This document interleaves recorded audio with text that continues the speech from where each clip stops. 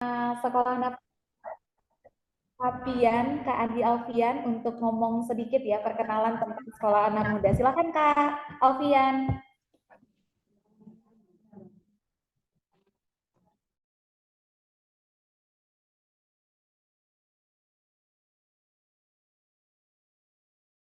Masih mute Kak. Masih mute. Kamu masih mute.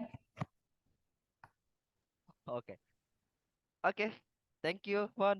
Suaraku kedengaran nggak, Fon? Oke, thank you, makasih banyak ya, Fon, udah bersedia ngasih pengantar gitu. Aku cuma pengen perkenalin sekolah anak muda, kenalin ke teman-teman yang beberapa aku, ya beberapa mungkin baru di sekolah anak muda, tapi di Zoom ini aku kenal banyak. Sekolah anak muda teman-teman, kayak komunitas kecil gitu tempat kita belajar lintas isu dan rata-rata di sekolah anak muda juga sebenarnya backgroundnya beragam gitu ya. Jadi kita berusaha untuk empower anak muda gitu untuk terlibat dalam berbagai isu gitu. Nah, di sekolah anak muda kita punya beberapa program, ada apa kayak eksplorasi pengetahuan dalam bentuk diskusi. Diskusi ada beberapa topik termasuk misalnya anak muda dan ekologi, di mana kita mengeksplor isu-isu lingkungan dan di bagian mana anak muda bisa terlibat di isu-isu gender, ada juga. Terus kita juga punya diskusi soal anak muda dan pendidikan. Teman-teman bisa bisa cari di medsos kami. Aku share ya, Fon ya. Kayaknya bisa kelihatan. Kalian teman-teman bisa lihat medsos kami di Sekolah Anak Muda, IG-nya ini. Di Sekolah Anak Muda kita punya beberapa program seperti yang saya mention tadi. Di sini ada ini baru dua yang disimpan, tapi ada beberapa diskusi gitu. Selain eksplorasi pengetahuan, kita juga punya program pemberdayaan komunitas. Kita concern di isu masyarakat adat atau masyarakat pinggiran gitu. Sudah ada dua angkatan, namanya Anak Muda Mengajar. Kita udah melakukan selama 2 tahun berturut-turut dan akan ada pembukaan pendaftaran lagi. Dan juga kita punya program lain namanya INPIS, Indigenous Philosophies Initiative, di mana kita riset soal pengetahuan lokal.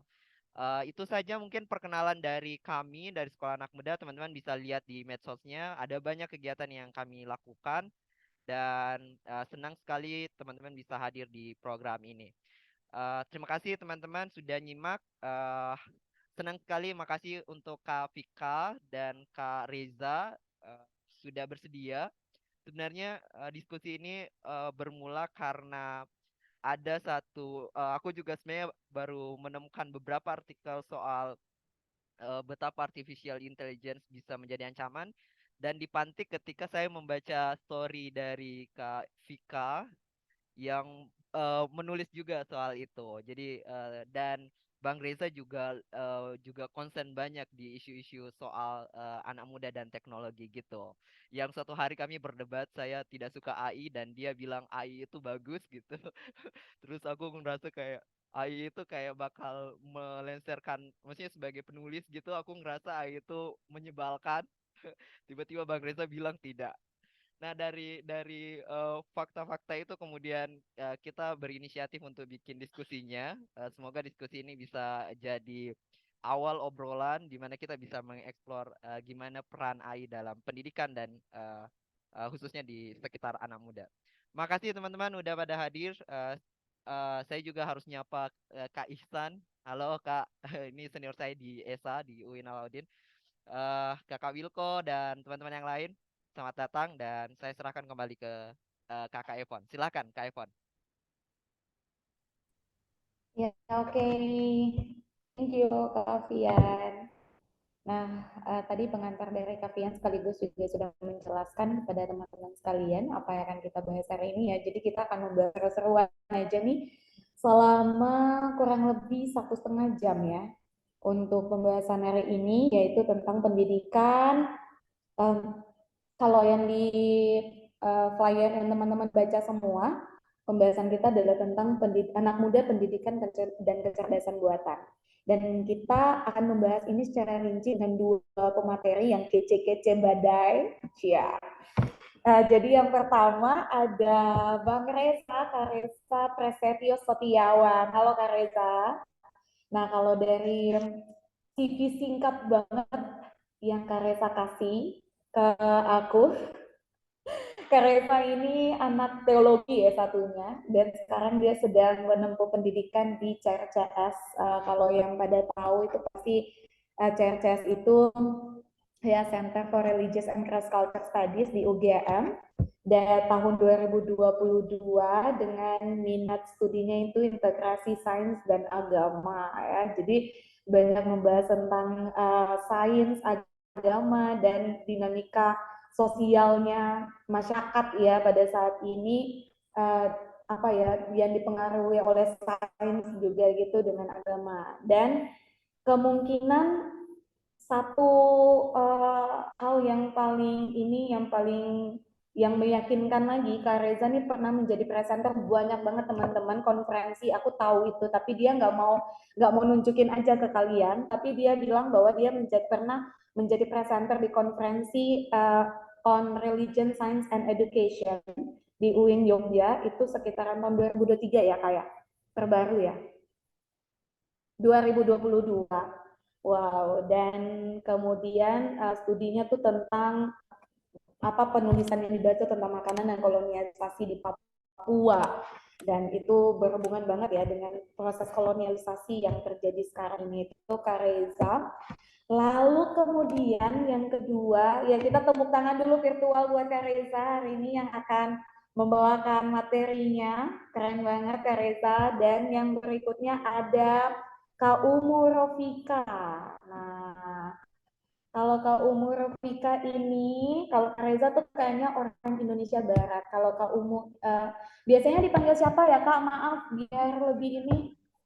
Nah, Vika. Oh, Kak Vika. Nah, biasanya dipanggil Kak Vika ya. Nah, Kak Vika ini lahir sampai besarnya dan sampai sekarang itu tinggalnya di kota Bima ya, di Nusa Tenggara Barat. Sorry, di Nusa Tenggara Barat. S1-nya Kak Vika ini adalah di pendidikan bahasa Inggris di Alauddin State Universitas Alauddin ya di Makassar. Lalu kemudian dia melanjutkan S2-nya di pendidikan bahasa Inggris tetap tapi di Hasanuddin, Universitas Hasanuddin Makassar. Dan sekarang Kak Vika sedang menempuh doktoral program atau program doktor di linguistik di Universitas Fakultas Linguistik ya di Universitas Hasanuddin juga. Wow, keren banget. Banyak banget Kak teman-teman di sini dari CV-nya Kak Rofika sama Kak Reza tadi punya banyak banget event dan conference serta experience atau pengalaman-pengalaman di bidang pendidikan tentunya dan pendidikan dan bahasa Inggris dan dia juga memenangkan banyak sekali kalau misalnya saya bacakan kayaknya kita selesai besok sore ya. Jadi kayaknya saya cuma mau bilang kepada teman-teman bahwa Kafika ini seseorang yang memang pakar di bidang pendidikan dan juga di bidang perkembangan pendidikan masa kini, khususnya di bidang pendidikan bahasa Inggris. Jadi langsung aja ya kita mulai untuk sharingnya. Jadi kakak-kakak pembicara saya berikan waktu kesempatannya untuk ngobrol dengan teman-teman membahas apa saja yang kakak-kakak pikir tentang tema kita hari ini malam ini selama kurang lebih 20 menit cukup. Setelah 20 menit masing-masing paling maksimal itu 20 menit atau 15 sampai 20 dan setelah itu kita akan ngobrol dengan teman-teman yang ada di room Zoom ini seperti apa pendapat teman-teman, apakah mungkin itu sesuai atau mungkin ada yang perlu ada masukan terkait dengan tema kita malam ini. Nah, tadi saya dari layarnya tuh Kak Vika duluan yang fotonya ada terpampang ya. Jadi kita biasanya orang-orang masa kini tuh aku ngikutin orang-orang masa kini aja. Mereka saya bilang ladies first gitu ya. Jadi sebenarnya nggak ngikut konstruksi juga, tapi nggak apa-apa ya. Kita lanjut aja ke Kak Vika. Silakan Kak Vika untuk memaparkan atau menjelaskan beberapa poin tentang tema malam ini. Oke, well, makasih banyak Kak Selvan dan juga teman-teman semua dari Sekolah Anak Muda. Assalamualaikum warahmatullahi wabarakatuh. Dan selamat malam semuanya. Senang sekali pada malam hari ini bisa bersua dengan teman-teman dari Sekolah Anak Muda dalam kegiatan diskusi terkait artificial intelligence dan kaitannya dengan dunia pendidikan, ya, anak muda, AI dan pendidikan. Ini isu yang sangat menarik dan masih hangat. AI ini sepertinya kita sudah tahu ya, AI sebuah teknologi yang memimik kecerdasan manusia, kecerdasan buatan. Tapi kita akan fokus karena background saya adalah pada ilmu linguistik, pendidikan khususnya pada pendidikan bahasa, yaitu bahasa Inggris, maka kita akan fokuskan pada pembahasan dalam kaitannya dengan hal tersebut. Berarti AI akan fokus pada AI text generator. Nah, AI text generator ini apa sih? Jadi AI text generator ini adalah artificial intelligence yang menggunakan mesin NLP, Natural Language Processing, yang memungkinkan mesin ini untuk mengenerate natural language yang terdengar sangat mirip seperti bahasa manusia dalam hitungan detik. Ya, jadi kita masukin keywords and tara satu tulisan jadi. Gitu. Nah, dalam sebuah penelitian terbaru dari Casal and Kessler di tahun 2023, ketika para ahli linguistik dan editors of top applied linguistic journals itu dihadapkan dengan artikel-artikel ilmiah buatan manusia versus buatan ChatGPT yang disajikan secara acak, ternyata mereka kesulitan membedakan antara keduanya. Hanya 38,9% identifikasi yang benar. Itu pun tanpa standar yang jelas. Dari sini, isu terkait etika dan regulasi penggunaan AI dalam penulisan laporan penelitian dan tugas akademik pun menjadi perdebatan. Nah, malam hari ini saya akan ngasih skop ya pembahasan untuk pendidikan. Pendidikan ini akan fokus pada pendidikan bahasa di ruang kelas dan juga publikasi hasil penelitian pendidikan. Nah, di ruang kelas, AI text generator ini kan AI yang ngebantu kita buat nulis. Nah, dalam skop yang mau saya bahas terkait ilmu pendidikan bahasa, ya, menulis itu adalah sebuah aktivitas bahasa, language production, yang level mastery-nya itu sangat dipengaruhi oleh frekuensi, interaksi. Jadi semakin sering kita berinteraksi dengan tulisan, ya jadi semakin lancar kita menulis. Nah, tapi dengan hadirnya AI, ini memberikan tantangan tertentu buat kita. Karena over reliance pada artificial intelligence yang text generator ini akan pada long term effect, ya, saya bahas tentang long term effect, akan mempengaruhi kemampuan kognitif manusia dalam berbahasa. Saya akan tinjau dari segi psikolinguistik dan neurolinguistik. Jadi, waktu kita berbahasa, baik itu menerima input, oral input, visual input, ataupun dalam memproduksi, ya, baik oral maupun tulisan, ya, written, itu sebenarnya ada terjadi proses yang sangat kompleks dalam level syaraf. Di kepala kita itu, di tubuh kita semua ya, secara sensori itu, ada yang namanya neuron-neuron. Neuron-neuron, akar-akar neuron ini adalah penghubung setiap impuls-impuls informasi yang mau dihubungkan ke otak. Misalnya kita dengar nih, ada gelombang suara dari udara gitu di telinga. Itu kita nggak langsung bisa paham. Jadi prosesnya gelombang suara masuk, ada impuls informasi, dikirim melalui neuron-neuron tadi sampai ke otak, diinterpretasi, dihubungkan sama pengetahuan sebelumnya, gitu. Nah, baru kita bisa membangun konstruksi makna. Nah, begitu juga sama nulis. Nulis itu bahkan lebih kompleks lagi. Yang mau saya bilang terkait neuron ini, ternyata setiap pertama kali kita melakukan sesuatu, itu kita berusaha membuat impuls itu melompati satu neuron ke neuron lainnya hingga sampai pada otak kita. Dan kalau kita jarang melakukan hal tersebut, maka lompatannya itu akan terhambat. kayak pelan-pelan gitu, nge-lag. Makanya setiap kali kita pertama melakukan sesuatu, misalnya mempelajari bahasa baru, misalnya bahasa Inggris, itu di awal-awal akan selalu nge-lag gitu loh, karena butuh interaksi lebih. Nah, kalau semakin sering dilakukan akan terbentuk jembatan yang namanya sinaps. Nah, jembatan yang namanya sinaps ini akan mempengaruhi fluensi kelancaran. Hal inilah yang sangat mempengaruhi skill menulis dan skill berbahasa manusia secara umum. Jadi kita kembali benar-benar ke basic human nature-nya gitu. Kita lihat dari neurolinguistik sama psycholinguistik. Nah, hubungannya dengan AI, over reliance on AI, itu dapat membuat manusia semakin sedikit menggunakan jalur-jalur saraf tadi, sehingga jembatan sinapsnya akan menjadi renggang. Jadi kita tuh lebih tidak terbiasa. Nah, hal ini sebenarnya sangat mudah untuk dibuktikan dan dijumpai di kehidupan sehari-hari.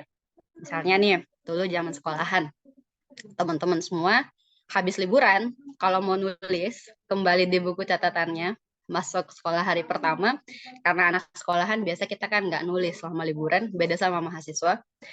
Biasanya tulisan kita jadi jelek. Itu karena ada efeknya dari sinaps-sinaps yang kembali rapuh karena jarang dilewati oleh impuls. Nah, hal ini juga bisa ditarik karena memang sangat berhubungan. Sistem bahasa manusia itu dasarnya memang seperti itu pemahaman paling dasar. Jika ditarik pada penggunaan AI yang terlalu sering pada text generator, misalnya dalam dunia pendidikan untuk nyetor tulisan yang disuruh oleh guru kita, maka itu dapat mempengaruhi kemampuan berbahasa kita. Jadi kalau kita tilik dari psikolinguistik dan neurolinguistik, itu penjelasannya kayak gitu.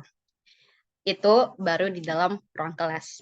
Nah, pendidikan sebenarnya nggak cuma bisa kita lihat dari ranah institusi. Pendidikan di satu sekolah, di satu universitas, itu terlalu sempit menurut saya. Pendidikan itu sejatinya terjadi di mana-mana, termasuk di rumah, termasuk di society, dan di semua tempat. Maka long term effect, ya, efek lebih jauh dari terlalu sering menggunakan AI, itu membuat kita malas berpikir dan malas menulis. Karena menulis itu ada micro skill di dalamnya. Jadi dia sebenarnya ada brain muscle. Kenapa begitu? Karena kita udah nggak punya lagi hal yang kita pegang gitu. Untuk kita turunkan untuk edukasi kepada generasi-generasi selanjutnya. Karena kemampuan menulis itu udah benar-benar menurun. Udah kebanyakan dikasih ke AI. Suatu hari nanti akan ada waktu seperti itu. Kayak seperti hari ini, di mana kita lihat mahasiswa dibandingkan suruh belajar bahasa Inggris langsung, mereka lebih milih ngertiin jurnal artikel yang mereka baca pakai Google Translate. Ada yang lebih gampang katanya. Mahasiswa aku juga gitu. Jadi saya ngajar di Unhas, saya nemuin hal yang seperti itu. Di UIN juga seperti itu, di kampus yang sekarang juga seperti itu. Jadi bukan untuk menyebutkan label, tapi saya hanya memberi sampel bahwa memang banyak dari mahasiswa yang suka mencari shortcut. Jadi itu konsekuensi dari over reliance of the use of AI text generator di dunia pendidikan. Jadi untuk long term effect, kita sulit untuk menurunkan skill menulis, skill berbahasa kepada anak-anak kita yang lebih mendalam. Saya nggak bakal bahas bahwa kita nggak bisa berbicara sama sekali kalau kita punya AI. Tapi kemampuan menulis yang tingkat tinggi, yang kalau kita baca masterpieces yang ada sekarang, itu akan sulit untuk dimiliki oleh generasi selanjutnya kalau terlalu sering menggunakan AI. Ada yang bilang, mau baca pakai AI itu buat nyari ide gitu. Penting memang untuk cari ide. Tapi sebagai seorang siswa, itu ada yang namanya etika transparansi, juga plagiarisme. Jadi banyak di universitas-universitas ya, termasuk mungkin universitas di Jawa, yang saya tahu itu yang dari luar negeri, Australia, Monash, dan lain-lain, itu sangat tidak mentolerir plagiarisme. Nah, secara nature, AI ini sendiri adalah mesin yang belajar dari big set data. Jadi dia tuh ngambil semua data, linguistic data yang tersebar di internet. Dan setelah itu dipelajari, karena dia punya kemampuan self-learning. Dia bisa belajar sendiri, Dia mempelajari natural language processing segala macam, dan dari situ jawaban yang dia kasih ke kita itu sebenarnya adalah jawaban dari kumpulan kemampuan orang lain, ya, kemampuan manusia-manusia lain. Jadi makanya nggak salah kalau kita bilang AI bisa melampaui manusia, karena kenapa? Karena dia mengakumulasi kemampuan dari banyak orang-orang lain. Jadi misalnya satu penulis punya keunggulan pada bidang sastra, satu penulis punya keunggulan pada bidang penulisan non-fiksi, misalnya, yang aktual dan lain sebagainya. Kalau AI, menurut banyak penelitian, itu sudah mampu memimik banyak jenis genre. Nah, seperti itu. Jadi cukup menakutkan ya sejauh ini. Tapi ini masih opening. Jadi efek kognitifnya cukup serius. Lalu kita berpindah pada, jadi etikanya ya, etika untuk di ruang pendidikan itu tidak disarankan ya untuk selalu menggunakan AI. Ya, itu bentuk dari tidak transparansi karena kita itu copy paste dari dari ChatGPT, for example, dan kemudian tidak mencantumkan sumber itu. Sebenarnya di situ ada banyak pikiran orang lain yang disadar oleh ChatGPT yang tidak dituliskan sumber citasinya dari mana. Dan ini secara mendalam ya, secara lebih deep disebut deepfake, itu bisa disebut sebagai plagiarisme. Beberapa ahli mengatakan hal demikian. Terus kita berpindah ke masalah publikasi. Sekarang itu banyak dijumpai dosen-dosen, bukan hanya mahasiswa ya. Kalau tadi di ranah siswa, sekarang pindah ke para peneliti. Peneliti yang menggunakan AI untuk menulis jurnal artikel. Malah baru-baru kita juga menemukan rekan dosen yang menggunakan AI. Nah, tapi saya belum untuk sampai mau judge. Yang pertama yang pengen saya bahas itu adalah etika publikasi. Plagiarisme. Plagiarisme itu apa sih? Plagiarisme itu adalah mengambil hasil karya orang lain tanpa menyadur hasilnya. Tanpa mensitasi. Terus yang kedua, itu memparafrase ide orang lain dan kemudian mencaploknya menjadi ide kita. Jadi redaksinya beda tapi idenya sama. Itu makna dari plagiarisme. Terus, nah, kalau membaca secara khusus ya, sumber-sumber resource, kita akan sulit untuk mendeteksi ini karya siapa. Dan sampai hari ini belum ada regulasi yang jelas yang membahas tentang bagaimana cara mensitasi AI. Bagaimana cara mensitasi AI agar muncul transparansi. Lalu yang kedua, selain masalah plagiarisme, yaitu tanggung jawab dari peneliti. Peneliti itu ilmuwan. Ilmuwan itu punya beban untuk memiliki orisinalitas, otentisitas, kebaruan, inovasi, dan kontribusi pada badan ilmu pengetahuan. Nah, jika penulisan sebuah hasil penelitian itu diserahkan kepada AI, maka ide, orisinalitas, otentisitas dari seorang peneliti itu dipertanyakan karena dia sudah tidak melakukan proses berpikir kreatifnya lagi secara menyeluruh gitu. Terus yang selanjutnya, AI dapat digunakan untuk memproses data penelitian. Nah, etika penelitian ini nggak semua data penelitian itu boleh disebar kemana-mana. Jadi ada kayak privasi confidential information yang nggak boleh disebar dan dijadikan bagian dari dataset yang besar di large corporate di internet. Jadi bakal bisa berpotensi menyebabkan bias dan riskan untuk privasi orang-orang yang terlibat dalam sebuah penelitian. Jadi gitu. Jadi sejauh ini yang baru saya kasih lihat itu adalah threat-threatnya. Tapi sebenarnya AI ini punya banyak manfaat ya, punya manfaat di hal-hal yang lain. Misalnya dalam ranah industri teknologi, informasi, marketing, perbankan, terus dalam ranah berkomunikasi misalnya menggunakan email, ada chatbot dan lain-lain, itu sangat memudahkan.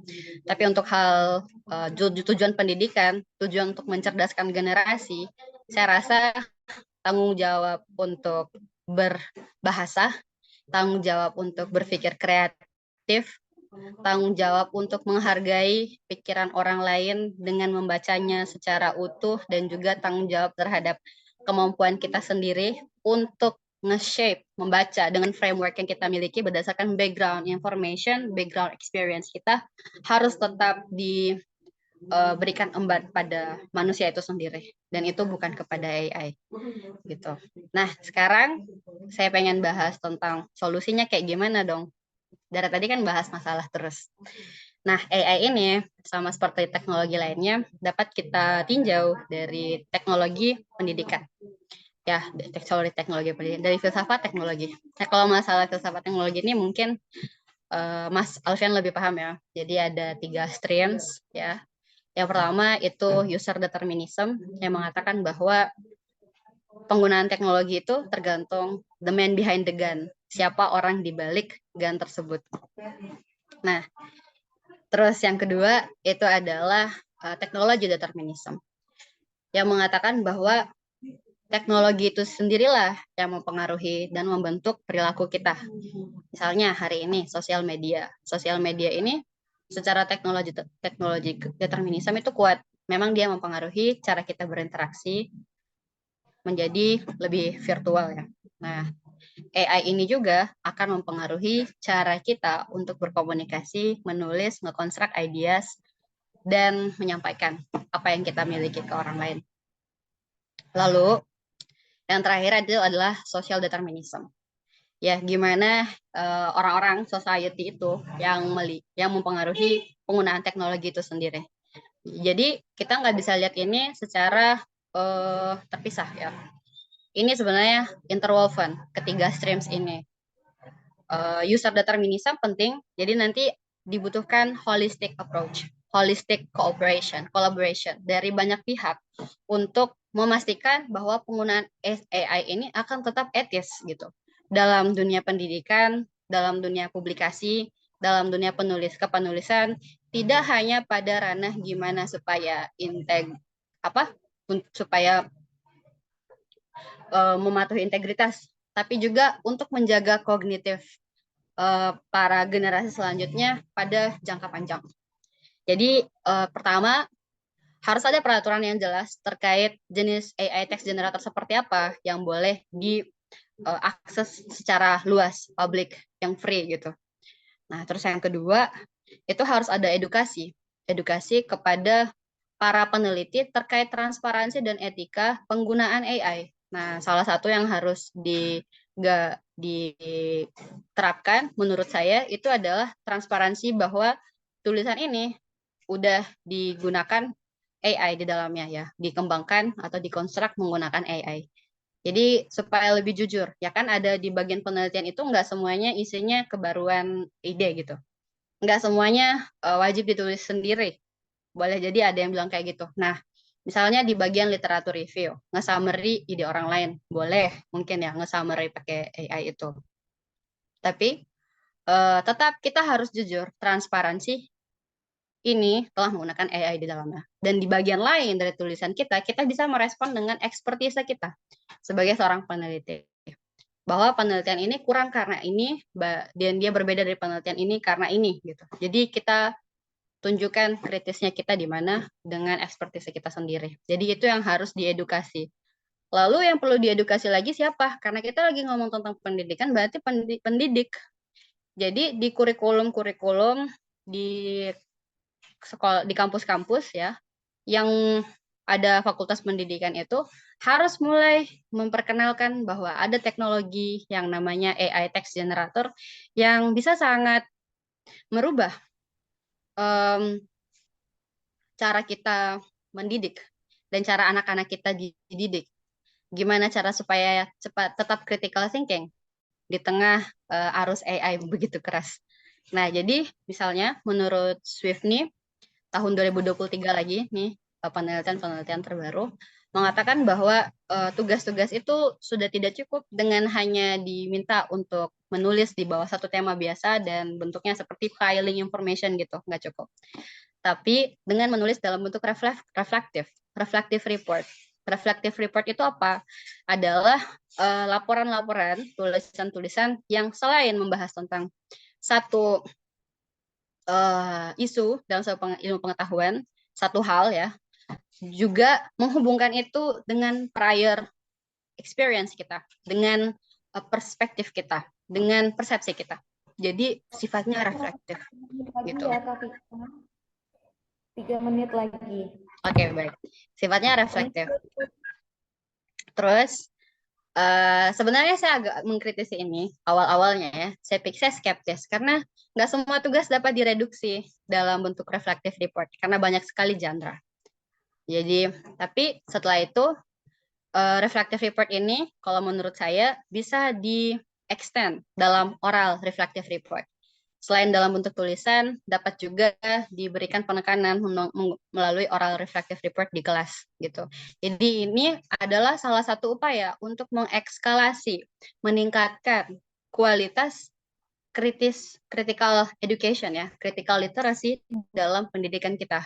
Jadi nggak cuma nanya tentang ini apa, tapi juga kenapa ini dan bagaimana kamu memproses informasi ini supaya kita tidak over reliance ke AI gitu. Ya, saya rasa seperti itu. Jadi satu hal yang pengen saya bilang ke teman-teman semua, jangan takut tentang AI ini. Kita manusia itu masih menurutku sejauh ini lebih powerful daripada AI. Kenapa?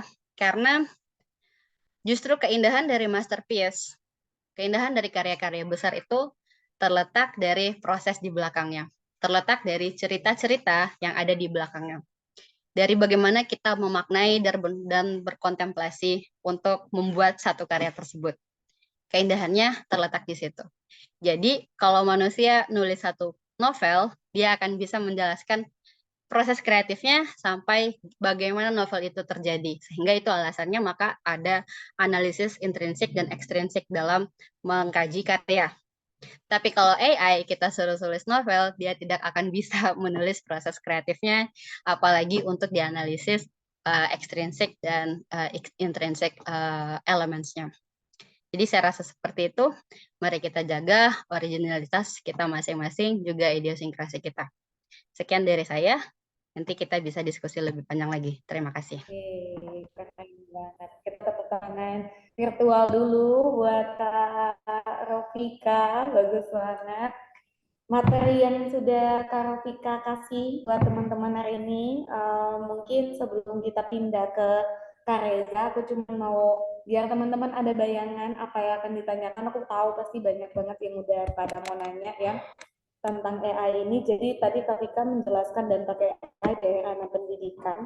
Dari mahasiswa tuh kadang AI itu digunakan untuk hal yang sebenarnya tidak benar ya, tidak baik, dan dia berdampak buruk banget karena tidak tidak membantu mahasiswa untuk mengeluarkan semua yang dimiliki, tapi malah jadinya gampang banget gitu ya menggunakan AI.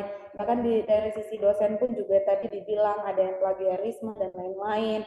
Sementara sebenarnya tanggung jawab untuk berbahasa, berpikir kreatif, dan berdinamika dalam pendidikan itu harus dibebankan pada manusia itu sendiri, bukan pada AI. Solusinya yang sudah tadi disampaikan sama Kak Vika, walaupun AI punya dampak yang positif ya. Tapi kata-kata terakhir tadi dari Kak Vika untuk menutup materinya tadi adalah jangan takut pada AI sebenarnya, karena keindahan pada karya manusia itu terletak pada manusia dan AI tidak mampu membuat itu gitu teman-teman. Nah itu tadi yang keren banget dari Kak Vika. Kita pindah ke Kak Reza. Setelah Kak Reza baru kita akan mulai pada sesi tanya jawab. Silakan Kak. Oke, terima kasih. Ya, selamat malam Kak Vika juga. Terima kasih banyak untuk insight-nya.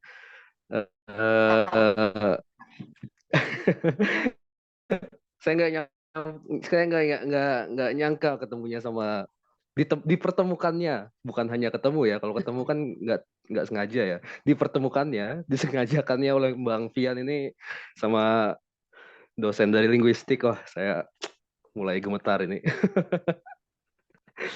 Tapi kawan-kawan, saya mau bahas lewat apa istilahnya, perspektif yang mungkin ada di seberang sungai.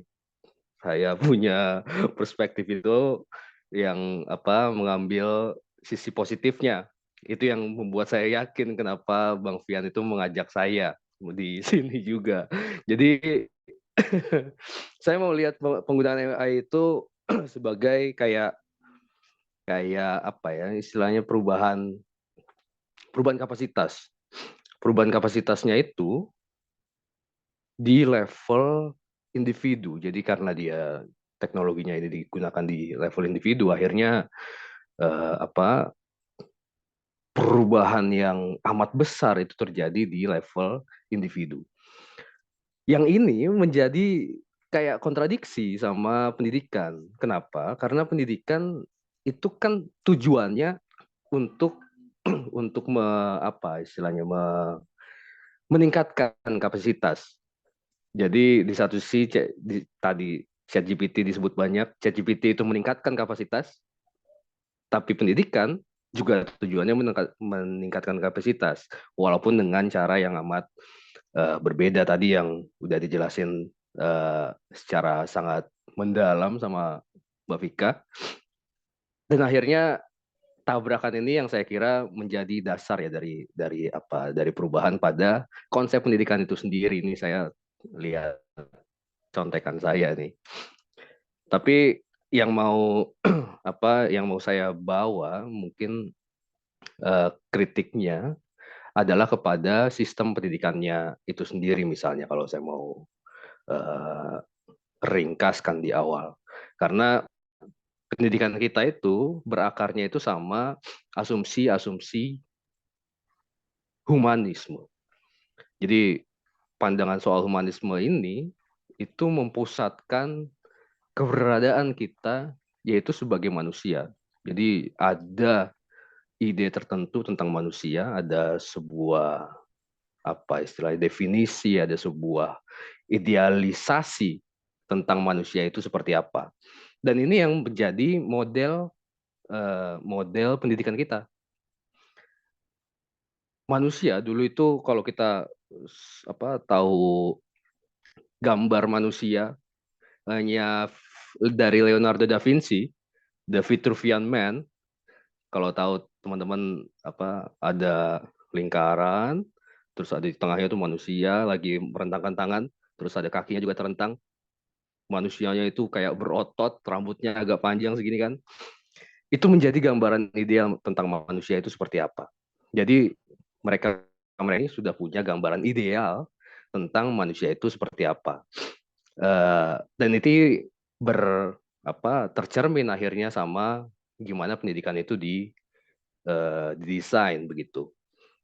Saya ingat ada istilah trivium sama quadrivium.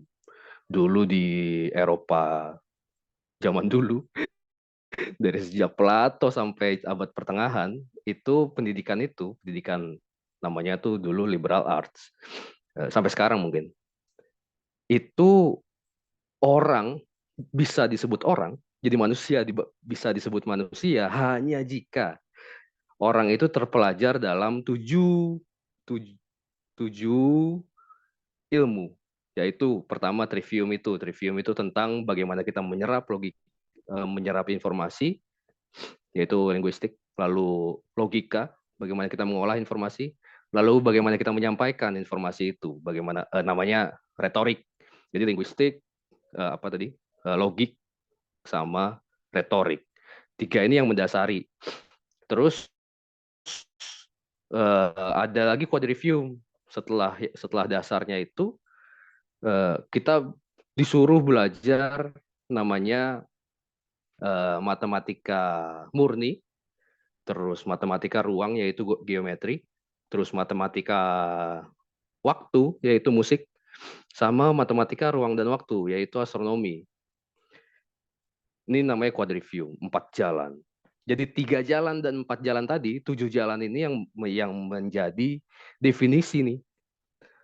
Orang yang seorang-orangnya, manusia yang semanusia-manusianya, itu harus menguasai 7 ilmu ini. Kalau enggak, ya kamu enggak seorang saya. kadar kemanusiaan orang itu akhirnya punya batas minimum tertentu. Terus kita bisa bertanya, berarti manusia itu bukan sebuah ide esensial, tapi sebagai sebuah visi, sebagai sebuah tujuan. Terus bagaimana akhirnya pendidikan yang sampai sekarang ini, yang kita bilang modern education, akhirnya berfokus pada ini loh, kita punya tujuan yang namanya manusia itu seperti ini, seperti ini, seperti ini. Dia harus bisa mandiri, dia harus bisa secara individu punya kapasitas, dan akhirnya ChatGPT terlontar di di frame ini. Kenapa? Karena dia tidak lagi menuruti frame humanis ini. Frame yang antroposentris ini akhirnya kayak terbantahkan oleh ChatGPT ini. Seseorang yang nggak mampu, asal dia punya punya akses ke internet, bisa jadi mampu tiba-tiba.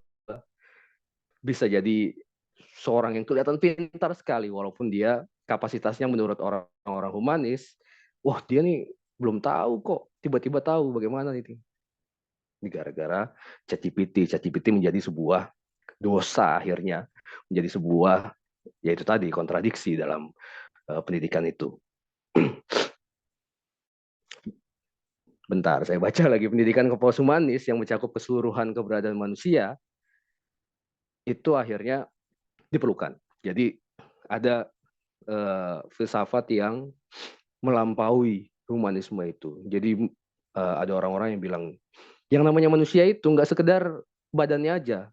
Misalnya Kak Kavian ini yang, ada Kak Selfon juga, yang pakai kacamata begitu kan.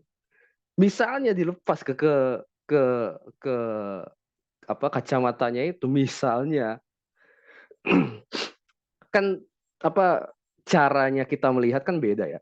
Saya nggak perlu kacamata, Kak Kavian perlu kacamata. Misalnya kacamata itu dilepas, lalu kapasitasnya menurun. Apakah berarti dengan melepas kacamatanya itu kemanusiaan ini berkurang? Tentu tidak. Kenapa dalam pendidikan kita kacamata itu diperbolehkan, padahal itu meningkatkan kapasitas di luar yang seharusnya Kak Kavian itu punya, misalnya. Begitu juga dengan alat-alat lainnya, misalnya kayak waktu kita SD, kita dilarang banget pakai kalkulator. Kalkulator itu jadi kayak jadi kayak senjata tajam kayak terlarang sekali gitu kan di sekolah. Maaf. Padahal ternyata di sepanjang hidup kita itu ya kita pakai kalkulator ya pakai-pakai aja begitu. Kita kan nggak mengganggu kemudian kapasitas yang kita larang-larang waktu kita SD, dengan iming-iming bahwa iya kamu nanti bakal pintar matematika. Ternyata nggak lantas membuat kita lebih berguna dengan dengan belajar tanpa kalkulator itu. Akhirnya kalkulator itu yang harusnya kita sudah terbiasa sejak SD, kita baru bisa belajar sejak mungkin SMA.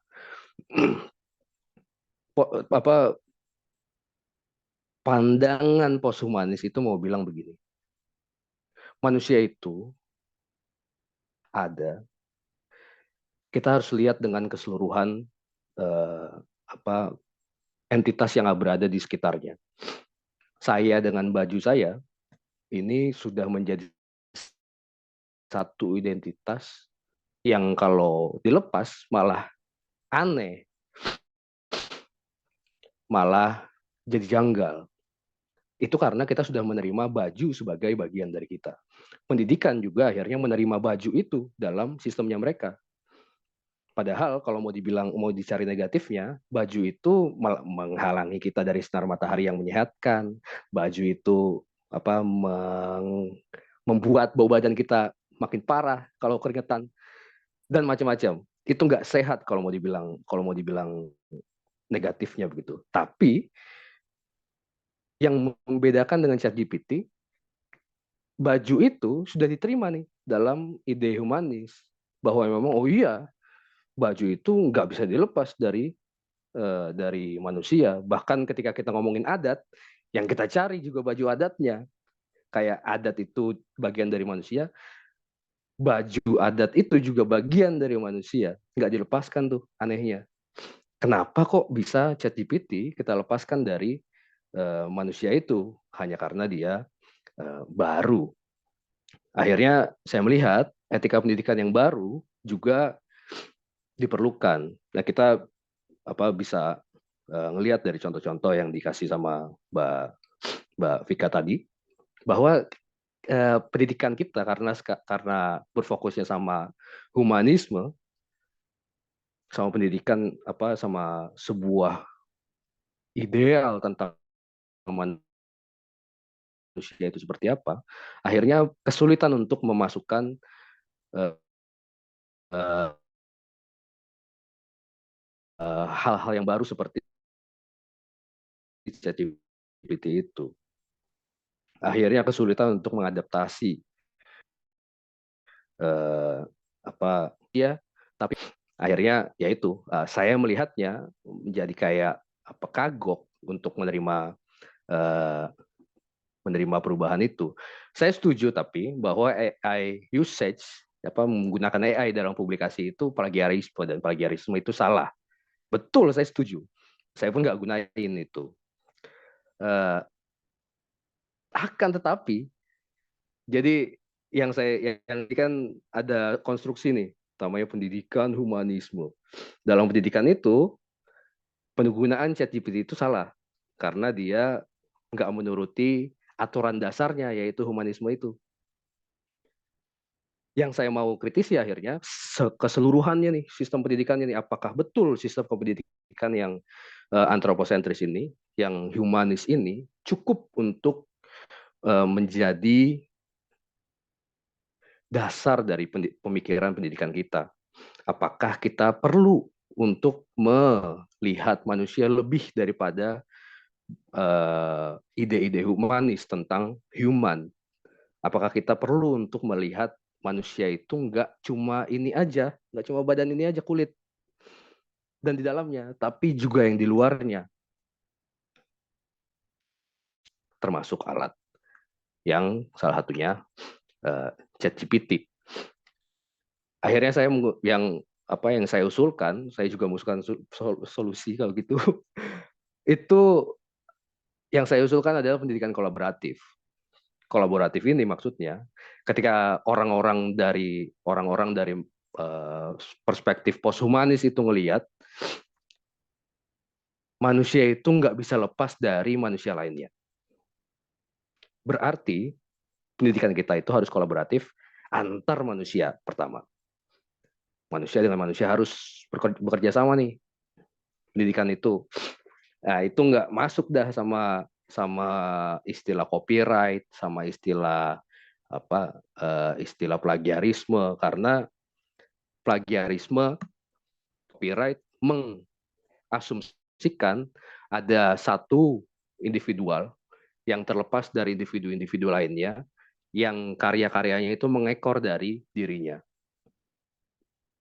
Akhirnya ketika karyanya itu dicomot sama orang di sebelahnya, orangnya bilang itu pencurian, plagiarisme. Tapi kalau kita mau lihat kolaborasi, jadi kalau kita mau lihat bahwa manusia itu tidak terlepas dari manusia lainnya, sebenarnya karya saya itu adalah karya kita bersama. Saya yang memikirkan AI ini misalnya, saya yang ngomong ini, itu nggak bakal bisa ngomong kayak gini kalau Bang Andi itu nggak ngajak saya. Bang Andi itu nggak ngajak saya, itu karena Bang Andi ada di CRCS misalnya.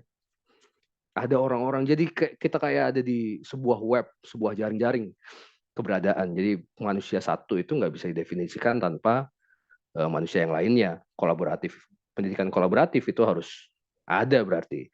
Tapi kemudian nggak cuma manusia dengan manusia, manusia itu juga nggak bisa didefinisikan tanpa entitas non manusianya. Teknologi kita itu lahirnya dari manusia.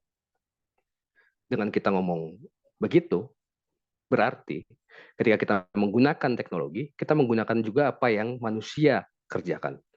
Kolaborasi akhirnya kita lihat sebagai sebuah mahakarya, sebuah jaring-jaring karya yang tidak lagi terbatas pada individualisme, yang tidak lagi terbatas pada definisi manusia yang berhenti hanya pada kulit saja.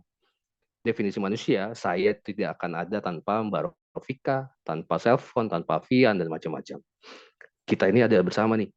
Akhirnya kok pendidikan yang kolaboratif itu yang saya maksud adalah pendidikan yang pertama, kolaborasi manusia dengan manusia, lalu pendidikan yang kolaborasi antara manusia dengan entitas non-manusia, sama seperti termasuk ChatGPT, termasuk kalkulator, termasuk kacamata kita, yang saya melihat sebagai dalam satu level yang sama. Memang betul bahwa kapasitas manusia itu secara individu ya terroketkan oleh karena ChatGPT ini. Akan tetapi apakah tidak ironis ketika kita sebagai pendidik dan calon pendidik malah melihat kapasitas yang naik ini sebagai sesuatu yang harus diturunkan kembali? Apakah kita tidak malah bertujuan untuk dengan kapasitas yang baru ini sejauh apa kita bisa terbang? Saya kira ChatGPT ini merupakan sebuah kesempatan, merupakan sebuah batu pijakan yang amat tinggi, yang amat terbuka, membuka pintu kita untuk kita bisa menjelajahi dunia yang lebih jauh daripada yang kita sebelumnya bisa bayangkan. Terima kasih. Oke, keren. Kita berikan aplaus virtual dulu untuk Kak Reza. Keren banget ya. Tadi Kak Reza sempat mengkritisi apa yang disampaikan oleh Kak Vika dari sudut pandang yang mungkin bersebelahan atau berseberangan ya. Jadi sedikit saja yang saya catat dari Kak Reza yang mungkin teman-teman juga pasti nggak menggebu-gebu mau nanya ya. Dari Kak Reza melihat AI dari sisi positifnya. Ketika tadi Kak Vika melihat dari sistem pendidikan yang kemudian ada banyak kekurangan yang perlu dikritisi, maka Kak Reza perlu melihat bahwa sebenarnya yang perlu dikritisi itu bukan AI-nya, tapi bukan dampak buruk dari AI-nya itu sendiri saja, tapi juga dari sistem pendidikan kita yang sudah berakar dari asumsi humanisme. Jadi AI itu tidak punya salah paling besar di situ ya. Nah ini teman-teman bisa sudah melihat betapa serunya diskusi malam ini ya. Dan kemudian ada poin lain yang disampaikan oleh Kak Reza tadi bahwa pandangan posthumanis itu ternyata menyatakan bahwa manusia itu ada atau menyatakan eksistensinya itu bersama dengan entitas yang ada di sekitarnya. Jadi bukan hanya manusia secara individu saja, tapi semua yang ada di sekitarnya itu juga menyatakan bahwa kehadiran manusia itu. Dan yang terakhir tentang etika pendidikan yang baru itu diperlukan. Kita berfokus pendidikan yang berfokus pada humanisme itu perlu dibarui dengan karena dia kesulitan dalam beradaptasi ya dengan hal-hal baru yang ada dalam yang sudah dialami sekarang. Contohnya seperti yang tadi dijelaskan AI, ada ChatGPT dan lain sebagainya. Karena itulah dari sistem dampak negatif itu tidak sepenuhnya kita lihat, tapi sistem juga perlu memaknai entitas AI sebagai bagian dari pendidikan. Dan karena itu Kak Reza tadi menyuarakan tentang solusinya pendidikan kolaboratif, baik itu antara manusia dengan manusia, tapi juga antara manusia dengan entitas yang bukan manusia, dalam hal ini teknologi. Gitu ya teman-teman, itu tadi dari presentasinya Kak Reza dan presentasinya Kak Vika keren banget, sudah memberikan insightful bagi teman-teman hari ini tentang bagaimana tema kita. Saya memberikan, ada salam dari Maluku Utara. Ya, Kak Alfian dapat salam. Kita berikan kesempatan bagi teman-teman yang untuk mau bertanya, silakan bisa lewat chat, tapi juga bisa lewat screen teman-teman. Silakan di unmute dan atau di raise hand jika ada yang mau bertanya untuk membuka diskusi ini lebih baik. Oke, ada pertanyaan di chat GPT. Kok chat GPT ya? Karena kita ngebaca GPT, saya langsung jadi nyambung sama GPT. Ada di chat, meeting chat, ada pertanyaan dari Kak Andi Alfian. Ini kayaknya ke Kak Reza sama Kak Vika pertanyaan yang pertama. Ada dua pertanyaan yang kakak-kakak silakan bisa dibaca juga, tapi saya baca lagi ya. Saya ragu, nomor satu saya ragu jika AI ini tidak bisa menjelaskan proses kreatif mereka. Mungkin suatu hari AI bisa menjelaskan dengan baik lewat berbagai perkembangan teknologi ke depan. Bagaimana Kak Vika dan Kak Reza merespon hal ini? Itu pertanyaan yang kedua. Apa dampak terburuk yang mungkin bisa kita bayangkan dari penggunaan AI dalam proses pendidikan kita? Apakah dampak buruk kecil, dampak buruk itu kecil jika dibandingkan dengan dampak baik yang bisa kita dapatkan? Bagaimana tanggapan Kak Vika dan Kak Reza? Ini dua pertanyaan yang mungkin sangat terkait ya, tapi silakan direspon dulu untuk keduanya. Mau yang mana duluan nih, Kak Reza atau Kak Vika? Silakan. Kak Vika aja ya, karena kalau saya nanya nih kayaknya beda. Silakan Kak Vika merespon dulu. Setelah ini teman-teman silakan siapkan pertanyaannya. Silakan Kak.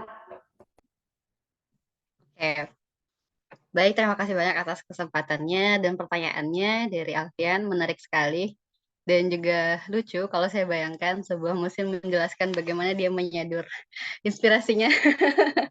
Ya, dari mana dia dapat inspirasinya. Oke, bagaimana jika, apa pertanyaan tadi?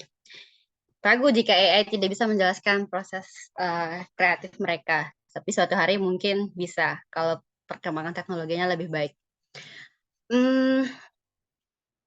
Boleh jadi seperti itu, tapi menurut yang saya perhatikan dari perkembangan AI sejauh ini untuk text generator itu adalah untuk menyempurnakan produksi teks yang mereka buat.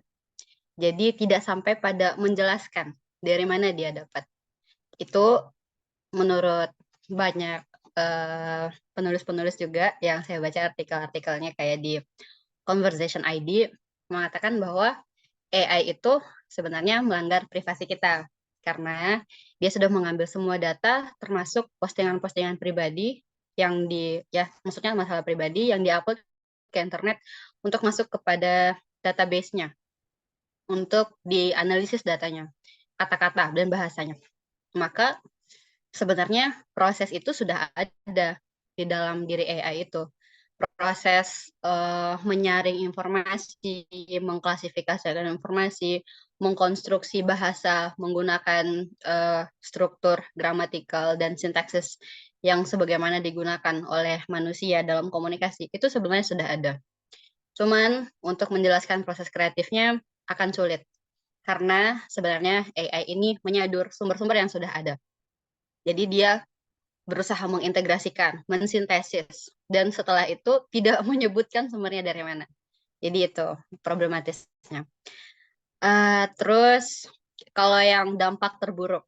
Nah, dampak terburuk ini menurutku adalah kekeringan literasi. Kok bisa kekeringan literasi?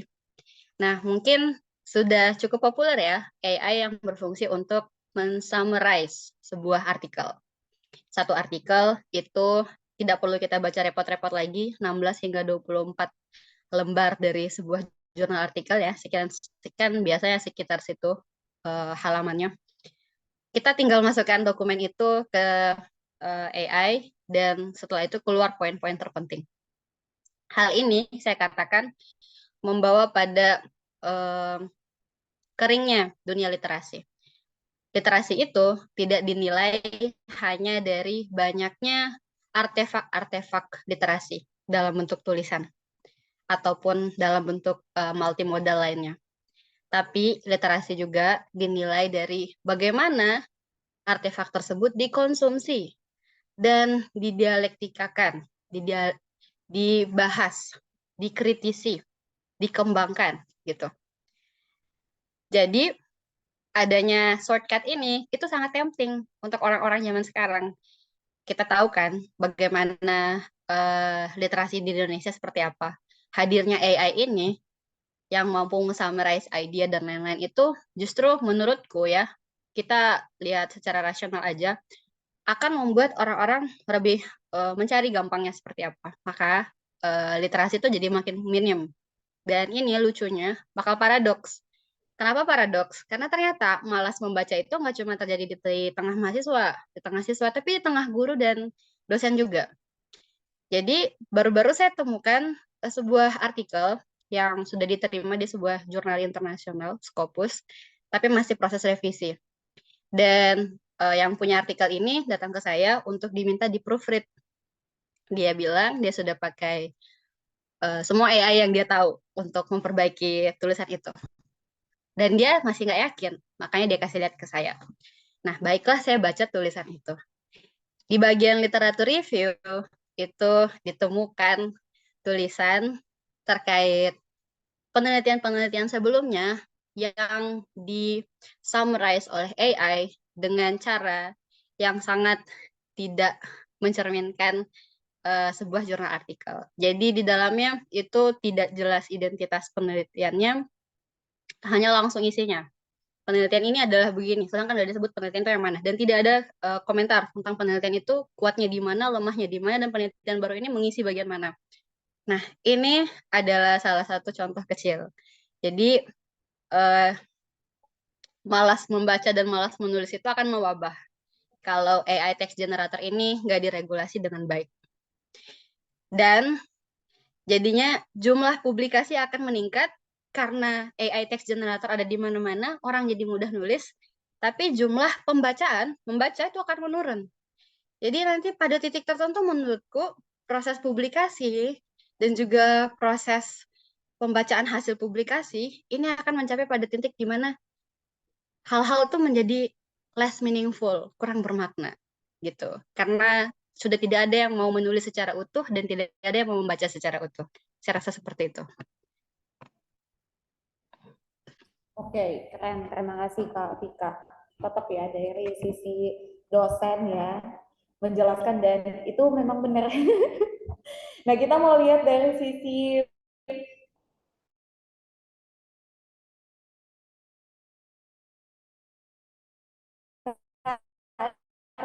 Tentang AI yang menjelaskan proses kreatifnya, well, ada yang bilang mereka sudah bisa, tapi saya nggak bakal bawa situ. Saya bakal bawa balik ke kita.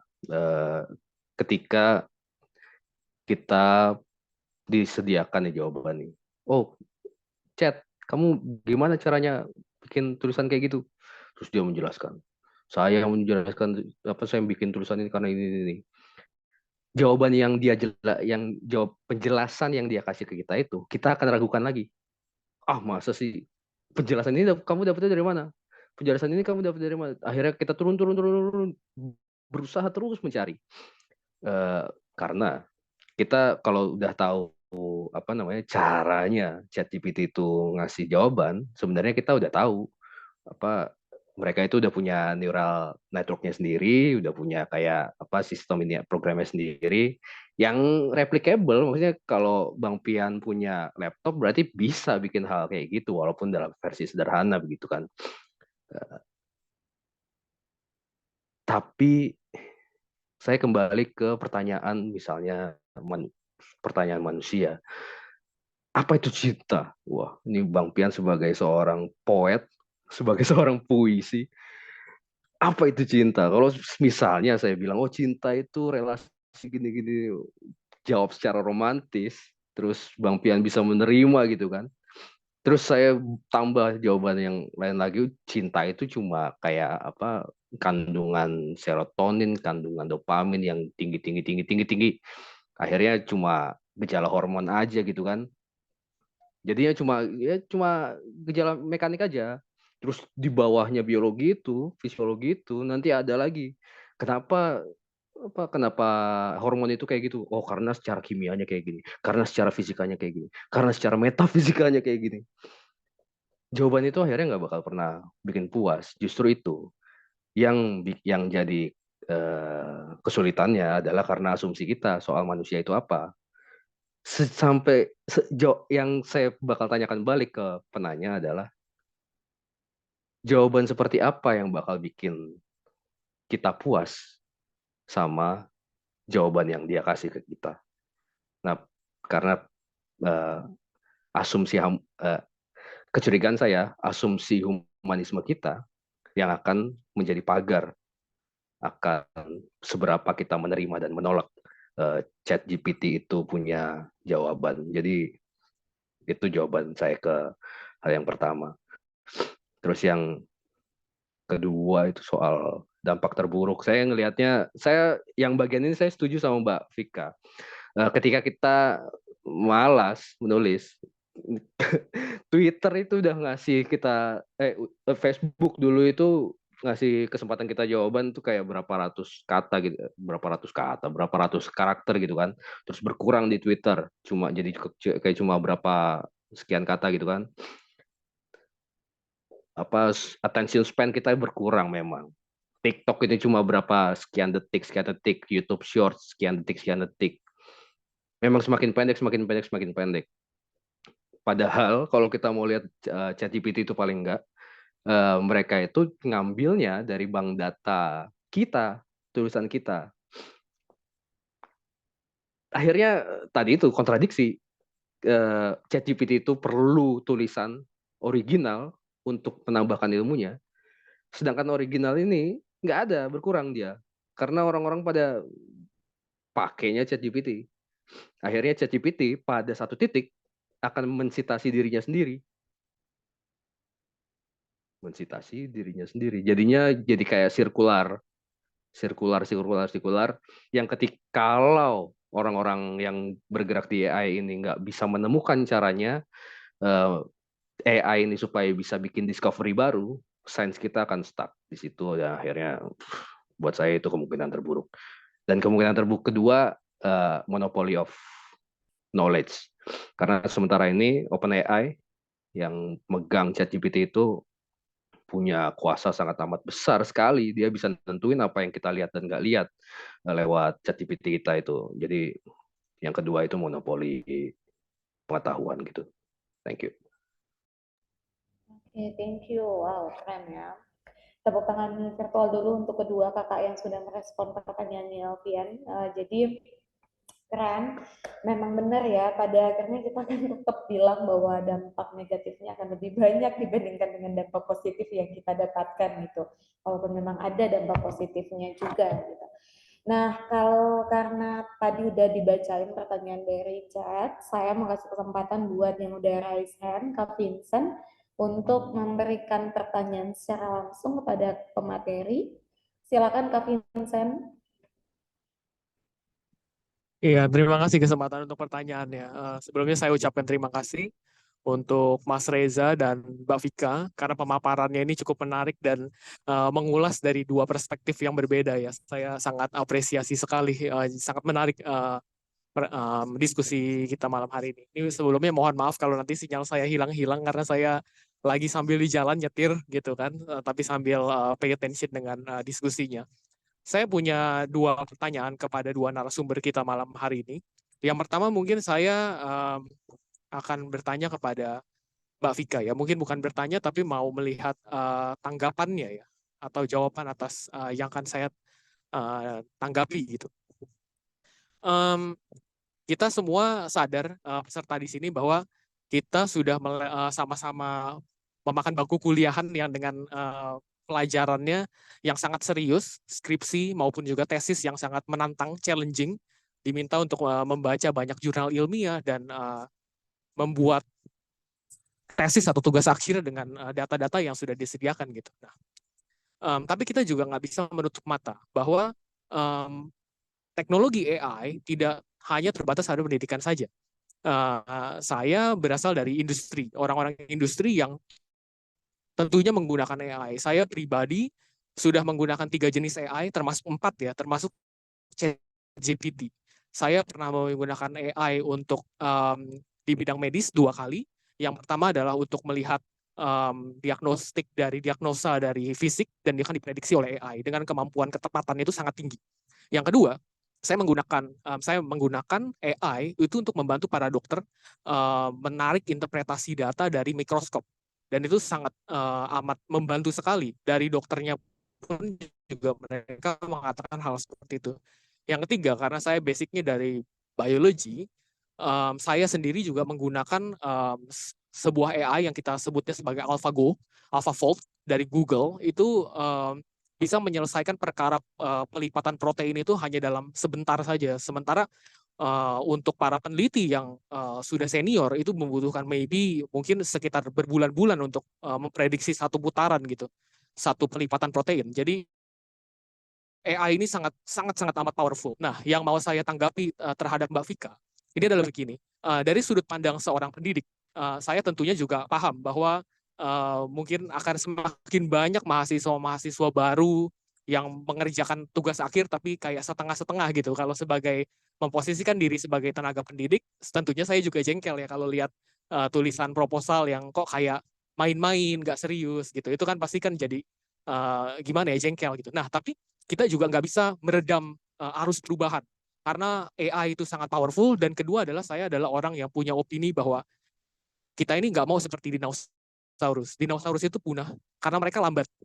Bukan kayak kita, spesies manusia yang lebih gesit, cepat gitu. Jadi kita nggak bisa menahan perubahan untuk sesuatu yang sangat powerful dan berguna sekali dengan kita. Nah, yang saya mau tanya dengan Mbak Vika, atau saya mau menanggapi untuk Mbak Vika adalah, bagaimana sebagai tenaga pendidik, Mbak Vika ini punya ide atau gagasan yang bisa mempersiapkan anak-anak sekarang atau mahasiswa-mahasiswa sekarang untuk menghadapi atau berhasil mengembangkan atau bahkan menggunakan AI dengan lebih efektif lagi. Dan yang kedua untuk Mbak Vika adalah bagaimana kriteria yang menurut Anda dapat acceptable ya, dapat diterima agar anak-anak ini dapat mengutilisasi AI tapi juga nggak menganggap remeh apa yang ditugaskan oleh dosen-dosennya atau tenaga pendidik, tentunya karena memang apa yang ditugaskan itu tentunya untuk membangun mereka, mempersiapkan mereka supaya dapat lebih efektif menggunakan si AI ini. Tapi bagaimana caranya? Itu yang pertama, karena kan itu yang saya lihat menjadi tantangan dalam diskusi ini. Mungkin itu. Jadi dua tadi, yang pertama adalah bagaimana mempersiapkan mereka, dan dua adalah bagaimana kriterianya yang bisa dianggap sebagai kriteria yang acceptable gitu. Nah, untuk Mas Reza, tentunya kita juga harus menempatkan perspektif kita dari sisi Mbak Vika ya sebagai tenaga pendidik. Saya setuju sekali dari jawaban Mbak Vika dan Mas Reza bahwa kemungkinan terburuk yang tadi ditanyakan oleh penanya sebelumnya itu yang seperti apa? Penurunan literasi itu saya setuju sekali, karena spesies kita ini manusia memang punya kecenderungan untuk sesuatu yang cepat instan. Ini ada satu kasus dari kolega saya. Jadi anaknya ini memang suka dengan hal-hal yang berwarna dan cepat gitu.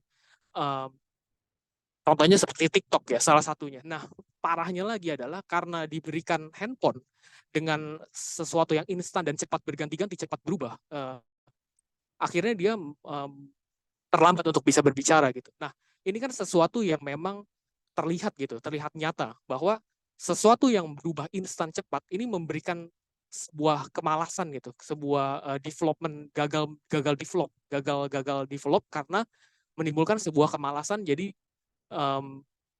maunya cepat, maunya instan gitu. Nah, selain itu yang kedua adalah tadi Mas Reza juga bilang bahwa kemalasan membuat atau menulis atau membaca itu akan membuat data-data AI yang di-generate oleh AI-nya ini menjadi melemah. Dalam artian tadi datanya adalah yang di-generate sirkular. Berarti datanya berputar-putar karena jumlah datanya nggak bertambah karena orang malas gitu. Jadi apa yang di-generate dipublikasi, kemudian yang dipublikasi dari di-generate ditarik lagi sebagai database dari bacaan AI-nya. Pertanyaannya mungkin mirip ya dengan tanggapan yang saya berikan ke Mbak Vika. Tapi kalau dari sisi Mas Reza, mungkin pertanyaannya jadi seperti ini. Bagaimana caranya Anda untuk memastikan bahwa dengan menggunakan AI ini, mahasiswa-mahasiswa atau anak-anak sekarang ini gak jadi malas gitu. Gak jadi malah jadi ketergantungan. Tapi kita tetap mau membuat sesuatu yang powerful. Jadi memang pertanyaannya mirip-mirip ya sama dengan yang Mbak Vika gitu. Jadi saya mau lihat dari perspektif pendidik dan perspektif Mas Reza gitu. Gitu sih kira-kira. Terima kasih.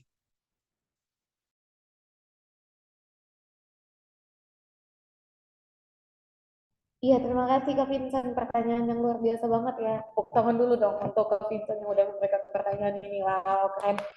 Nah, kita langsung aja ke Kak Vika dan kemudian ke Kak Reza untuk menjawab pertanyaan dari Kak Vincent. Ada banyak sekali pertanyaan kritis yang sempat ditanyakan ya. Silakan untuk Kak Vika ada 2 pertanyaan dan Kak Reza tadi ada pertanyaan akhir ya. Silakan Kak Vika. Oke, baik. Terima kasih banyak. Pertanyaan yang sangat menarik dan kritis dan juga luas dari Kak Vincent. Dan saya juga mengapresiasi meskipun sedang di jalan, masih bisa menyimak diskusi ini dengan sangat komprehensif dan mampu memberikan pertanyaan yang kritis. Oke. Mungkin dari tadi ada vibes yang keluar dari saya itu terlihat seperti sangat kontra dengan AI. Nah, kenapa begitu? Karena di awal itu sudah saya beri skop pembahasan bahwa saya akan membahas tentang AI text generator. Jadi AI yang berfungsi untuk generating text yang pakai natural language processing. Jadi sebenarnya AI memang banyak dan luas, banyak jenisnya seperti yang disampaikan oleh Mas Vincent tadi. Dan saya sangat sepakat dalam ranah medis untuk menganalisis data, untuk apalagi tadi yang dikatakan, pokoknya banyak lah tadi yang disebutkan oleh di industri ya, di industri. Menurut penelitian juga yang sempat saya baca sebelum ini, itu AI punya banyak sekali manfaat.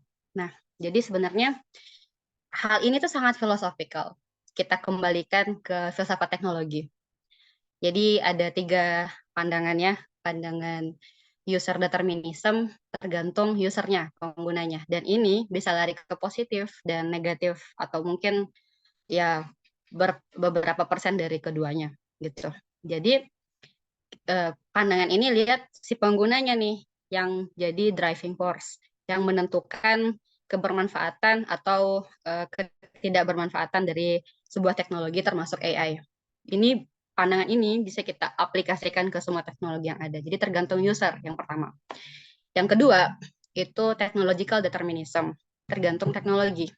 Teknologi ini punya bentuk-bentuknya sendiri. Jadi seperti tadi yang disampaikan oleh Mas Reza, itu Mas Reza berusaha menganalogikan kacamata, juga teknologi-teknologi lain yang dipakai dalam pendidikan.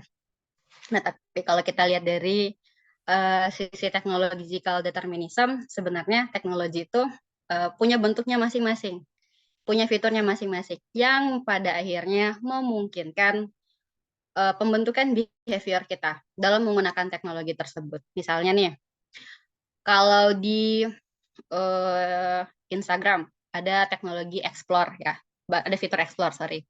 Nah, fitur explore ini dia itu mempengaruhi kita karena dia muncul sesuai dengan engagement kita dengan konten apa yang paling sering. Jadi muncul sesuai dengan interest kita. Nah, di sini kuat pandangan technological determinism bahwa teknologi lah yang mempengaruhi perilaku manusia gitu. Karena fitur-fiturnya ini gitu. Nah, kalau kita tarik ke AI, ya, fitur dalam AI ini khususnya yang saya fokuskan dari tadi di text generator itulah yang mempengaruhi apa-apa yang saya bahas tadi gitu.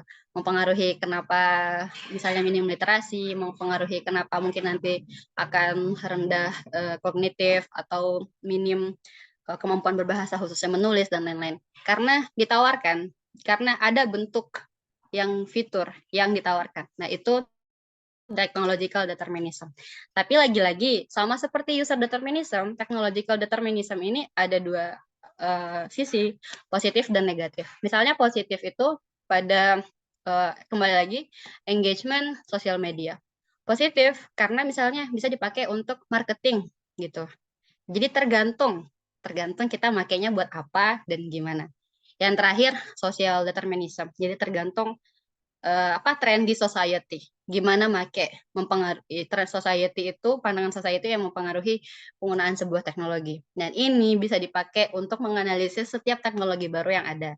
Jadi kembali ke penggunanya, ke bentuk teknologinya, ke gimana society-nya. Bisa positif maupun negatif. Dan ini sangat membantu untuk mengulas.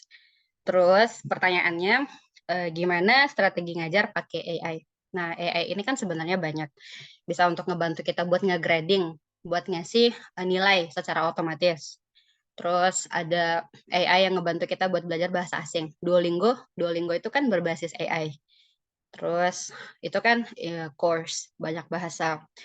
Bisa untuk test preparation, bisa untuk ngasih automated feedback ke siswa kita. Jadi pengajaran yang selama ini daunting task, pekerjaan yang sangat melelahkan, banyak banget isinya. Mulai dari planning, execution, reflection, evaluation, ngasih feedback. Setelah feedback kita mikirin lagi apa efek dari feedback itu ke siswa, itu namanya drawback, lebih jauh lagi. Nah, hal itu bisa dibuat lebih efisien sama AI. Dari sini yang kita pakai berarti apa? Kita pakai dua sisi, user determinism sama technological determinism. User determinism berarti sebagai seorang pendidik, kita harus menguasai pedagogi pendidikan seperti apa gitu. Oh, assessment yang baik itu seperti apa. Dan nanti pada ranah teknologi determinism, oh dari pemahaman pedagogi tadi, saya bakal pilih alat ini gitu. Oh, saya bakal pakai automated feedback supaya waktu saya nggak terlalu habis gitu. Karena saya masih punya banyak kelas lainnya. Oh, saya bakal untuk level siswa yang lebih advance, yang lebih tinggi. Misalnya disuruh nulis. Selain disuruh nulis, misalnya bisa dikasih reflective report. Dan juga boleh kita langsung pakai ChatGPT nih. Kita nge-construct satu argumentative essay misalnya, menggunakan ChatGPT.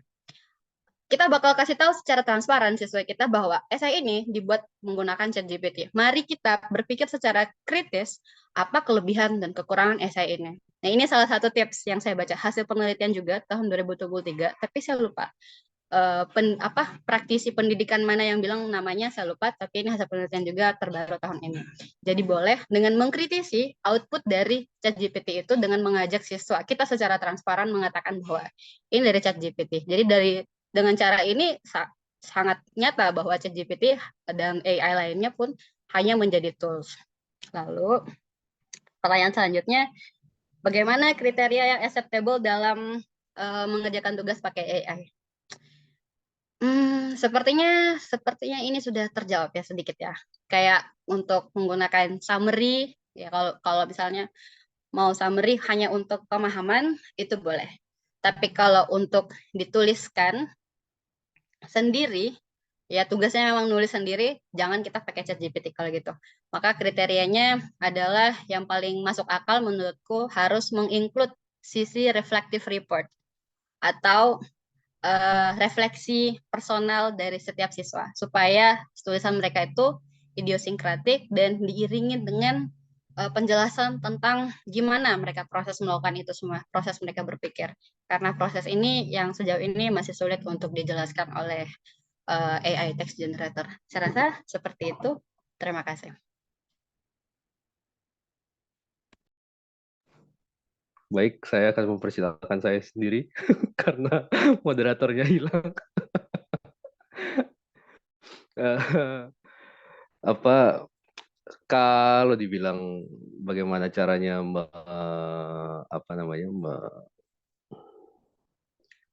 memastikan ya bagaimana saya ngelihatnya itu karena asumsi dasar saya itu di kolaborasi, maka ya kolaborasi itu yang memang harus dipromot ya, maksudnya bagaimana caranya untuk mereka punya cara itu ultimately it comes down to the engagement. Jadi pada akhirnya bakal ketemu sendiri. Dan ketika saya bilang sendiri itu jadi gini, culture budaya itu muncul karena pertemuan. Satu orang ketemu orang lain, ketemu orang lain, ketemu orang lain, jadi satu komunitas, mereka punya cara hidup sendiri, jadilah budaya. Budaya ini punya cara hidupnya sendiri, cara responnya sendiri terhadap dunia di sekitarnya. Yang nggak bisa disalahin, nggak bisa dibenerin. Jadinya ya memang mereka simply different aja. Orang-orang Di Papua itu misalnya mereka sudah bersimbiosis nih sama anak biologi Mas Vincent, bersimbiosis sama sagu misalnya, sama hutan di sana, sama sungai di sana. Sampai di satu titik itu saya senang sekali baca penelitian yang bilang eh, orang di dalam orang Marin, jadi salah satu suku di Papua situ, bilang darah saya itu ya darahnya hutan ini juga. Jadi ketika saya berdarah di hutan, itu saya kasih makan hutan. Jadi mereka itu melihat diri mereka satu gitu.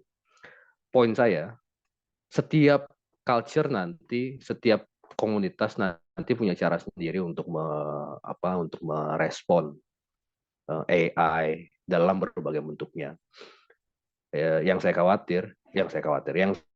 perhatikan, universitas, akademia itu juga punya, ini sedang negosiasi nih karena baru ketemu nih. Eh, dengan tadi pengalaman dari Mbak Vika yang saya kira saya sendiri nggak tahu ya karena saya bukan dosen. Tapi kita bisa lihat lagi terjadi proses negosiasi itu yang akhirnya saya nggak bisa jawab kasih satu jawaban karena setiap tempat bakal punya caranya sendiri.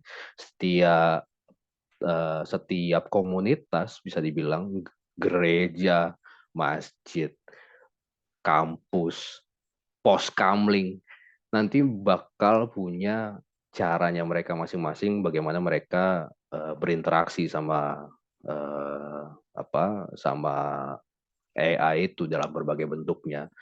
Tapi yang saya yakin AI itu akhirnya sudah menjadi sebuah fenomena, sudah menjadi sebuah bisa dibilang entitas yang mau tidak mau sedang menegosiasikan keberadaan dirinya itu sama manusia. Yang kita perlu lakukan adalah akhirnya gimana komunitas kita itu melihat AI itu, membangun simbiosisnya itu dengan AI itu. Mungkin Mas Vincent dari industri kesehatan ya jelas sekali memang itu berguna begitu kan. Teman-teman dari astronomi pun mereka sangat amat terbantu gitu sama adanya AI. Dan teman-teman dari berbagai ilmu eksakta lainnya mereka udah nggak pusing lagi soal itu. Karena sudah ada jalannya sendiri, mereka masing-masing komunitas punya goalnya sendiri dan AI itu jadi sebuah yaitu tadi entitas baru di mana mereka mau nggak mau harus berhadapan. Akhirnya simbiosis yang terjalin itu bakal punya bentuk sendiri-sendiri gitu loh. Jadi nggak bisa diuniversalisasi, nggak bisa dipukul rata karena masing-masing punya tempatnya sendiri-sendiri, punya polanya masing-masing yang saya kira memang ketika polanya itu salah, ya memang akhirnya bakal menghasilkan sesuatu yang salah juga. Walaupun saya nggak mau pakai benar salah ya, soalnya masing-masing komunitas itu bakal punya caranya sendiri gitu. Cuma saya tercengang aja tadi dengar cerita soal apa istilahnya ya attention deficit lah bisa dibilang kan,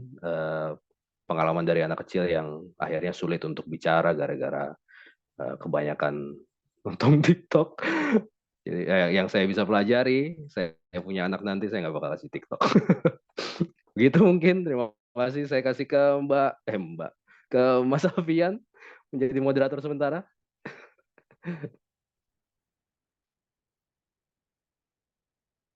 Iya nggak dengar.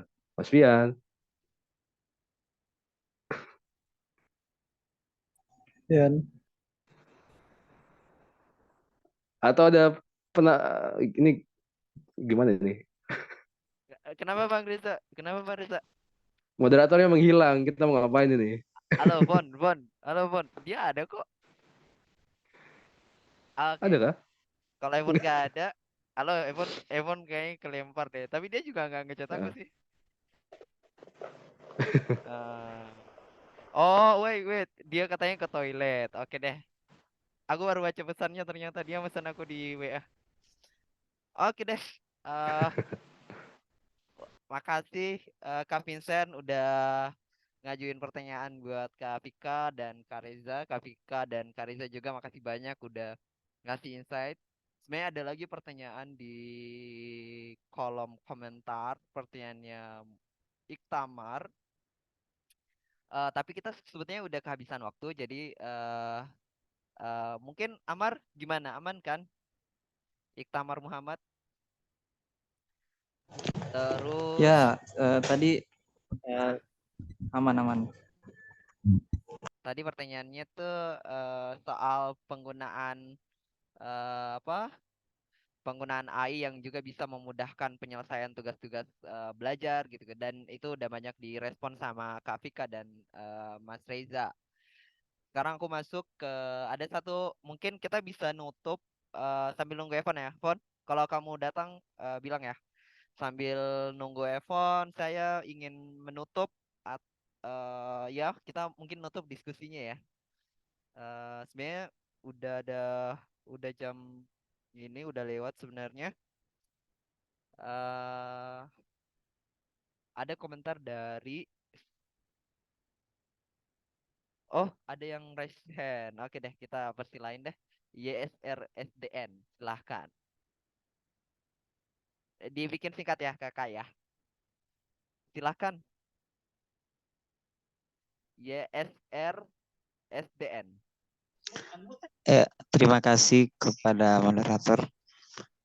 Kali ini juga kepada materi yang telah menyampaikan terkait AI pendidikan dan anak muda. Yang mau kami tanyakan di sini terkait tentang ChatGPT, di mana anak muda kan yang bergelut di dunia akademisi seringkali menggunakan ChatGPT untuk mungkin dengan kata lain untuk memudahkan pekerjaannya. Nah, dari sini kita lihat kecanduan akibat ChatGPT dapat membuat dilema terhadap etika yang harus diterapkannya. Nah, terhadap etika ini dalam penggunaan ChatGPT kami ingin bertanya kepada pemateri bagaimana seharusnya kesadaran yang harus ditimbulkan dan juga ditanamkan kepada anak muda yang menggunakan ChatGPT. Terima kasih. Oke, namanya siapa Kak YSR? Kalau boleh tahu. Yasir. Oke, Kak Yasir. Yes. Oke, makasih banyak pertanyaannya Kak Yasir. Mungkin bisa direspon sama Kak Vika dan Kak Reza.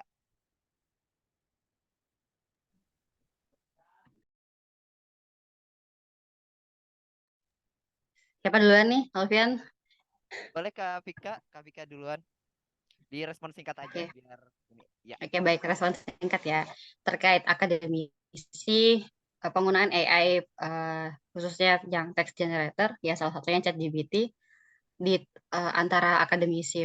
Nah, saya singkat aja dalam menulis hasil penelitian untuk tujuan publikasi. Dalam etika publikasi penelitian, salah satunya itu adalah transparansi. Dan di samping itu juga ada orisinil gitu. Jadi sangat ditekankan untuk transparan terkait apa aja, yaitu terkait sumber-sumber yang dipakai di dalam penulisan tersebut.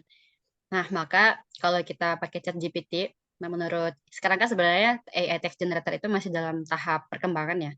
Kalau kita pakai yang tahun lalu itu sudah beda banget sama yang hari ini, yang tahun ini. Yang bahkan yang beberapa bulan yang lalu sama sekarang itu udah beda.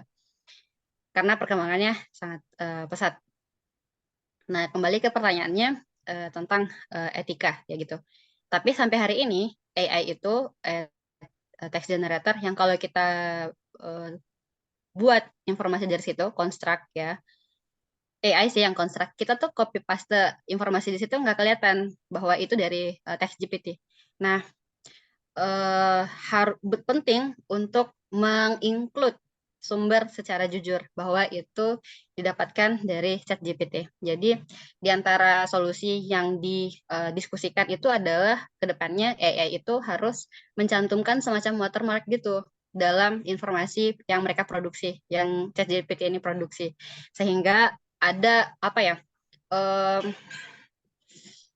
transparansi yang ditekankan dari atas maupun bawah, dari atas itu ya ChatGPT-nya, dari bawah itu ya dari edukasi yang diberikan kepada setiap researcher bahwa bagaimana pentingnya transparansi itu. Jadi ya gitu, dari edukasi terkait etik, transparansi untuk menghindari plagiasi, mementingkan orisinal, personalitas, dan juga dari atas ChatGPT-nya juga yang dibatasi. Jadi jelas gitu, watermarknya kelihatan, entah gimana ya, pokoknya teknologi ke depan supaya informasi dari ChatGPT itu nggak di-copy secara umum gitu. Kalau emang dari ChatGPT, dia akan ada tanda bahwa itu dari ChatGPT. Jadi itu harusnya yang harus dilakukan oleh OpenAI, etikanya di situ. Saya rasa itu. Mas Riza mau komen? Silakan. Ya, sedikit aja sih, agak mengulang sedikit jawaban saya ke Mas Vincent tadi. Engagement ini sudah tidak terelakkan ya. Jadi menurut saya siapapun kita, terutama kita sebagai pemuda itu yang masih hidupnya lama, jadi be open. Pertama itu be open. Tapi second one, be wise. Karena semua itu baik. Segala hal yang kita ciptain itu ya, insya Allah baik buat kita ya. Tapi nggak semuanya itu berguna buat kita masing-masing. Jadi harus sadar konteks, diri kita siapa, fungsi kita apa, kita collab sama AI itu bagaimana caranya supaya baik untuk nggak cuma kita sendiri, tapi untuk semua orang sekitar kita. Gitu sih. Be open, be wise. Thank you. Oke deh, makasih Bang Reza dan Kak Vika. Ini ada resen lagi Kak Ardiansyah, sekaligus tadi ya sebenarnya aku pengen bacain komentarnya di kolom chat, dan karena resen sekalian aja Kak Ardiansyah mungkin dibikin singkat aja. Setelah itu kita kasih kesempatan ke Andi Fatur. Silakan Kak Ardi, Kak Ansyar.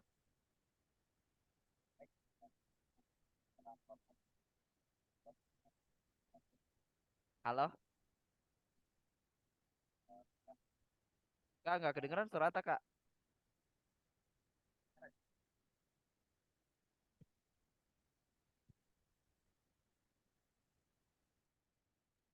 Halo. Halo? Nah, sekarang baru kedengaran Kak. Oh ya.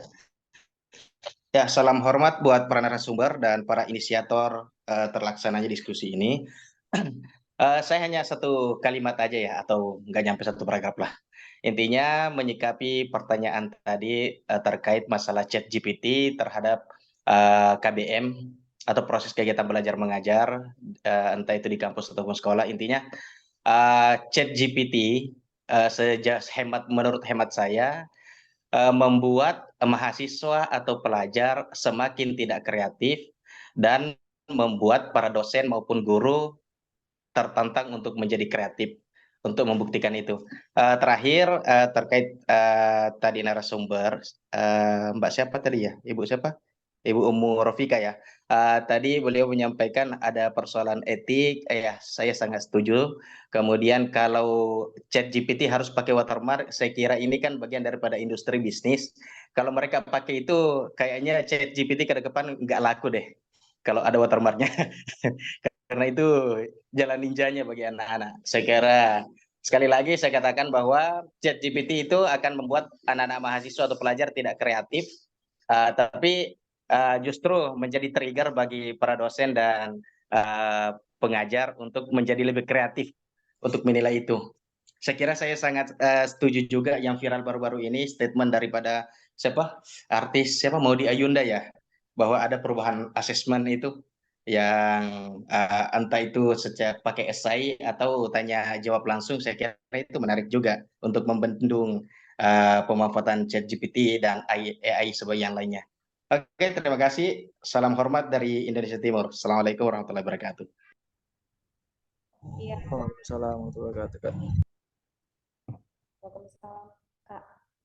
Ya maaf kakak-kakak semua, saya tadi sedang terkendala ya, jadi digantikan tadi sama Kak Alfian sebentar.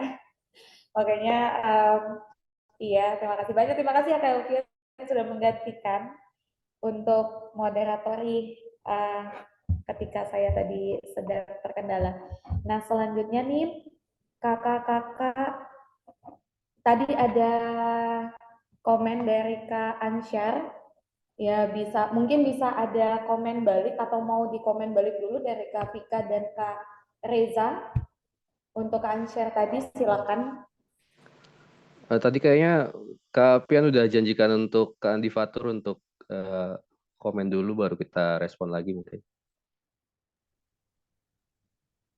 Ya. Tadi udah janjikan soalnya nanti bisa sengketa kita kalau Oke. kalau Oke, siap. Iya. Terima kasih banyak. Jadi kita lanjut aja ya ke pertanyaan ke Andi Fatur dulu ya. Nanti ke Andi Fatur dulu, kita keep dulu yang tadi ke Ansyar ya. Nanti setelah Kak Andi Fatur baru dijawab sama-sama. Silakan Kak Andi Fatur. Baik, terima kasih kepada Kak Moderator dan beserta Kak pematerinya juga. Mungkin tidak jauh pertanyaan saya dari pertanyaan-pertanyaan sebelumnya, namun saya hanya mencoba untuk bagaimana cara kita ya, dalam perkembangan AI yang sangat begitu signifikan saat ini. Karena ketika kita baca, ketika kita kaji lebih dalam AI, ini memiliki 3 tipe secara umum. Ya, yang pertama mungkin dari awalnya AI hadir itu sebagai atau biasa kita sebut dengan AI lemah ya. Kalau di dalam literaturnya ditulis artificial narrow intelligence. Nah, kemudian berkembang lagi menjadi artificial general intelligence, dan yang terakhir yang akan digadang-gadangkan menjadi artificial super intelligence. Nah, dari 3 tipe tersebut kita sekarang masuk di dalam artificial general intelligence, yang mana ini adalah kemampuan AI untuk belajar dan memahami serta bertindak menyelesaikan tugas-tugas itu layaknya seperti manusia. Nah, ini yang menjadi persoalan etis khususnya kita sebagai agama Islam ya, mayoritas umat muslim yang ada di Indonesia. Hal yang menjadi problem kita saat ini adalah AI ini adalah bersifat ambivalensi, yaitu dia bersifat negatif dan bersifat positif. Sedangkan kita di dalam Islam itu diajarkan untuk selalu melakukan hal-hal yang lebih banyak manfaatnya, lebih banyak atau menghindari yang namanya mudarat. Nah, kira-kira dengan adanya artificial general intelligence ini yang katanya memudahkan manusia untuk melakukan aktivitasnya, apakah tidak menjadi hal yang sangat mudarat ya? Karena banyak kasus-kasus yang terjadi, salah satunya adalah organisasi terbesar yang kita dengar kemarin, organisasi NU ya, menyatakan bahwa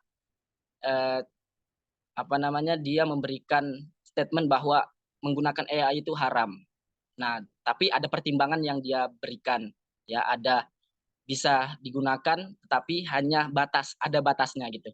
Kemudian haramnya itu ketika meminta fatwa itu tidak boleh kita untuk bergantung kepada AI atau ChatGPT. Nah, kira-kira dari tanggapan narasumber ya yang bicara pematerinya ini, seperti apa AI saat ini khususnya yang diadopsi di Indonesia, seperti apa perkembangan AI dan batasan-batasan seperti apa yang seharusnya kita bisa kerjakan, dan ya itu udah termasuk etis yang ada di dalam Islam. Terima kasih kepada pemateri dan moderator.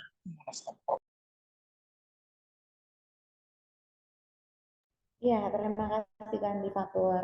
Ya, silakan Kak Vika dan Kak Reza menjawab pertanyaannya Kak Andi dan Kak Ansyar tadi tanggapannya.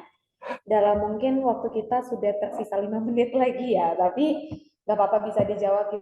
Kita mungkin bisa mentolerir sedikit waktu untuk beberapa menit. Ya, silakan Kak Vika atau Kak Reza, silakan. Oke,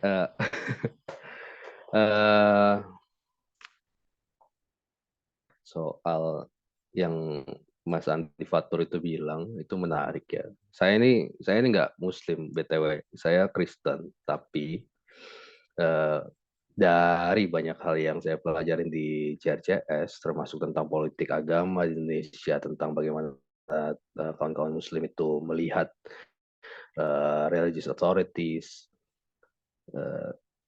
Saya setuju, jelas setuju. Bukan setuju, sebentar. Tadi saya bilang bahwa setiap komunitas sedang menegosiasikan relasinya dengan AI. Setiap komunitas. Tadi Mas Andi ngomongin soal bagaimana NU menetapkan kamu jangan cari fatwa lewat ChatGPT. Itu salah satu contohnya. Salah satu contoh dari satu komunitas yang sedang menegosiasikan ini loh.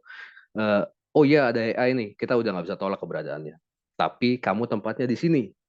Kamu tempatnya di sini, kamu tempatnya di sini. Jadi ada batas, ada batas, ada batas. Setiap komunitas, setiap narasi itu sedang menempatkan nih dirinya di mana, diri AI di mana. Karena terutama tentang religious authority tadi, nggak hanya AI, nggak hanya ChatGPT yang kita bisa lihat jadi religious authority di baru-baru ini, terutama sejak kemunculan YouTube di tahun 2007-an, itu religious authorities itu memang sedang bergeser. Jadi tadinya paling nggak kalau misalnya saya mau ngambil pengalaman saya sebagai orang Kristen nih misalnya, orang-orang jemaat itu yang biasanya nanya ke pendetanya nih di gerejanya sendiri soal bagaimana harus menjalani hidup, akhirnya dia nanyanya ke YouTube. Dan saya kira hal itu juga terjadi di teman-teman Muslim dan di berbagai komunitas beragama lainnya, yang memang akhirnya kelihatan bahwa teknologi itu sedang bernegosiasi nih. Kamu posisinya di mana, kita posisinya di mana, relasi kita seperti apa. Yang itu memang tidak terelakkan, dan saya kira tentang sebanyak apa manfaatnya, sebanyak apa mudaratnya, tergantung lagi pada bagaimana relasi yang kita bangun nantinya akhirnya. Tadi misalnya Mas Vincent sudah bercerita tentang gunanya AI.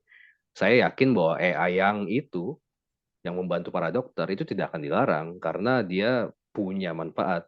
Tapi ketika ada aspek-aspek buruk yang muncul dari AI, dalam arti ada sebuah relasi yang buruk, di situ kita akhirnya bisa membatasi diri. Dan saya kira yang saya sampaikan dari awal itu bukan berarti full acceptance, akan tetapi the inevitability of engagement, tidak terelakkannya hubungan antara manusia dengan AI, yang kita harus terbuka dulu untuk kita bisa tahu relasi seperti apa yang kita bisa bangun bersama begitu. Saya kira gitu sih. Terima kasih. Baik, itu dari Kak Reza. Sebenarnya yang dijawab oleh Kak Reza ini sudah mencakup penutup juga ya, kata-kata dari Kak Reza ini sudah sekalian menutup semua rangkaian yang sudah Kak Reza sampaikan dari materi awal tadi. Dan kalau teman-teman masih punya banyak pertanyaan buat Kak Reza, kalian bisa kontak Kak Reza nanti di Instagramnya, bisa kasih tahu ke kita lah ya, nanti kita kasih pertanyaannya ke Kak Reza. Karena selanjutnya ke Kak Vika, bisa 3 menit untuk Kak Vika, sama kayak Kak Reza tadi juga 3 menit.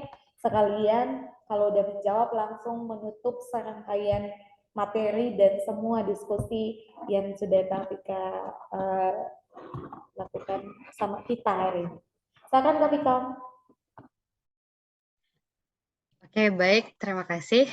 Oke, ini diskusinya sangat ekstensif. Pertanyaan dari Fatur Ramadan terkait penarikan fatwa juga perkembangan AI belakangan ini. Ya betul, yang ada banyak streams yang bermunculan seperti kata Kak Reza barusan. Itu adalah proses negosiasi kita dengan teknologi yang baru-baru muncul ini. Ya, saya setuju sama apa yang dikatakan Kak Reza, dan mungkin saya langsung masuk ke closing statement aja, karena sebenarnya tadi bagian dari pertanyaan ini sudah saya paparkan di materi sebelumnya. Statementnya adalah bahwa dalam memandang AI ini, sekali lagi kita jangan terlalu membuat diri kita menjadi terlalu sesak ya, merasa bahwa wah ada AI di mana-mana dan hidup kita menjadi terancam. Biasa saja. Meskipun ya betul ada inevitability in engagement seperti yang dikatakan barusan sama Kak Reza. Cukup kita lihat kembali lagi kepada filsafat teknologi dari user determinism, gimana caranya untuk kita memilih positif-positifnya, lalu technological determinism, gimana supaya kita mengambil fitur-fitur yang dapat menunjang efektivitas kehidupan manusia, termasuk juga mengeskalasi level-level pendidikan. Jadi supaya apa yang diajarkan di kampus itu meningkat, di sekolah meningkat, dalam pendidikan para pre-service teacher juga meningkat, yang dimana sudah tidak tradisional lagi, tapi juga berani embrace challenge-challenge baru. Contohnya seperti AI. Jadi pembelajaran ini sebenarnya salah satu katalisator untuk reformasi pendidikan yang lebih baik lagi. Kenapa? Karena sangat tidak terelakkan. Maka guru-guru hari ini harus segera memiliki digital literasi yang lebih baik. Menurut penelitian banyak itu masih rendah. Nah, jadi adanya ini menjadi driving force bagi institusi pendidikan di Indonesia, bukan hanya level SMP, SD, SMP, SMA, tapi juga institusi pendidikan tinggi dalam mendidik para calon guru supaya menjadi guru-guru yang dapat memanfaatkan semua teknologi termasuk AI untuk meningkatkan efektivitas pengajaran dan juga output pengajaran yang lebih baik. Saya rasa seperti itu. Saya kembalikan kepada Kak Selvi. Ya, terima kasih banyak Kak Vika. Kita tepuk tangan, berikan aplaus virtual dulu untuk kakak-kakak pemateri yang kece hari ini. Teman-teman terima kasih banyak sudah meluangkan waktu dan kita sudah molor 30 menit dari waktu yang di flyer. Saya juga baru sadar ya, saking serunya diskusi kita hari ini. Dan memang waktu 1 jam lebih, 1,5 jam itu tidak cukup untuk kita berdiskusi tema yang lumayan keren kayak gini karena memang kontekstual sekali dengan kita ya. Nah sekarang untuk menutup sesi perjumpaan kita hari ini, saya minta teman-teman yang masih on cam sebisanya kalau bisa masih off cam, sorry ya masih off cam, yang kameranya masih off, kalau bisa di on cam kan dinyalakan kameranya, bisa nyalakan kameranya. Terus kita mau foto bareng. Kita mau kita mau ini ya, take a picture bareng-bareng. Kak Fian minta tolong di take ya. Mungkin ada kakak-kakak yang udah keluar juga, tapi untuk kakak-kakak yang sekarang ada di sini kita take a picture foto sama-sama. Ya masih yang Kak Risma, Kak Rasdiana, Kak Fatma, Kak Ikhtamar, Kak Ul, Kak Fatur, Kak YSR, Kak Yasir. Ya, kalau ada yang masih bisa on-cam, silakan. Ya, mantap. Wajah-wajah cantik dan gantengnya silakan dong ditunjukin. Ya. Fikri Haikal Amdar juga, Oke, mungkin mungkin bisa sudah ya. nyalain kameranya. Ya. Pabloid. Oke, thank you. Nah. Oke, thank you. Ya, kita take a picture sama-sama ya. 1, 2, 3. Lagi. Sudah Kak Alfian? Lagi 1 lagi ya. 1, gaya bebas. 2, 3. Oke, siap. Terima kasih banyak teman-teman untuk waktu dan kesempatannya. Terima kasih Kak Rofika dan Kak Reza sekali lagi. Keren banget hari ini. Terima Semoga kasih Mas Alfon. Mbak Terima kasih Vika, semuanya. terima kasih. Ya, selalu terima kasih semua. Kak Reza. Ya, sampai bertemu di Dialog program Sekam yang lainnya ya. Silakan Kak Fian. Oke, makasih Kak Evon, Kak Vika, dan Kak Reza. Makasih juga Kak Isan di Kendari dan Terima kasih Mas Ardiansa Fian. di Maluku. Sehat-sehat Kak semuanya. Kita ada kegiatan Selasa depan, topiknya soal gender. Teman-teman bisa ya join kalau sempat, soal agama dan gender, di mana agama membentuk persepsi terhadap ekspresi gender. Oke, Demikian, terima kasih banyak teman-teman. Senang bisa ngelihat teman-teman di sini. Dah, sampai jumpa. Sampai jumpa. Makasih. Makasih semuanya.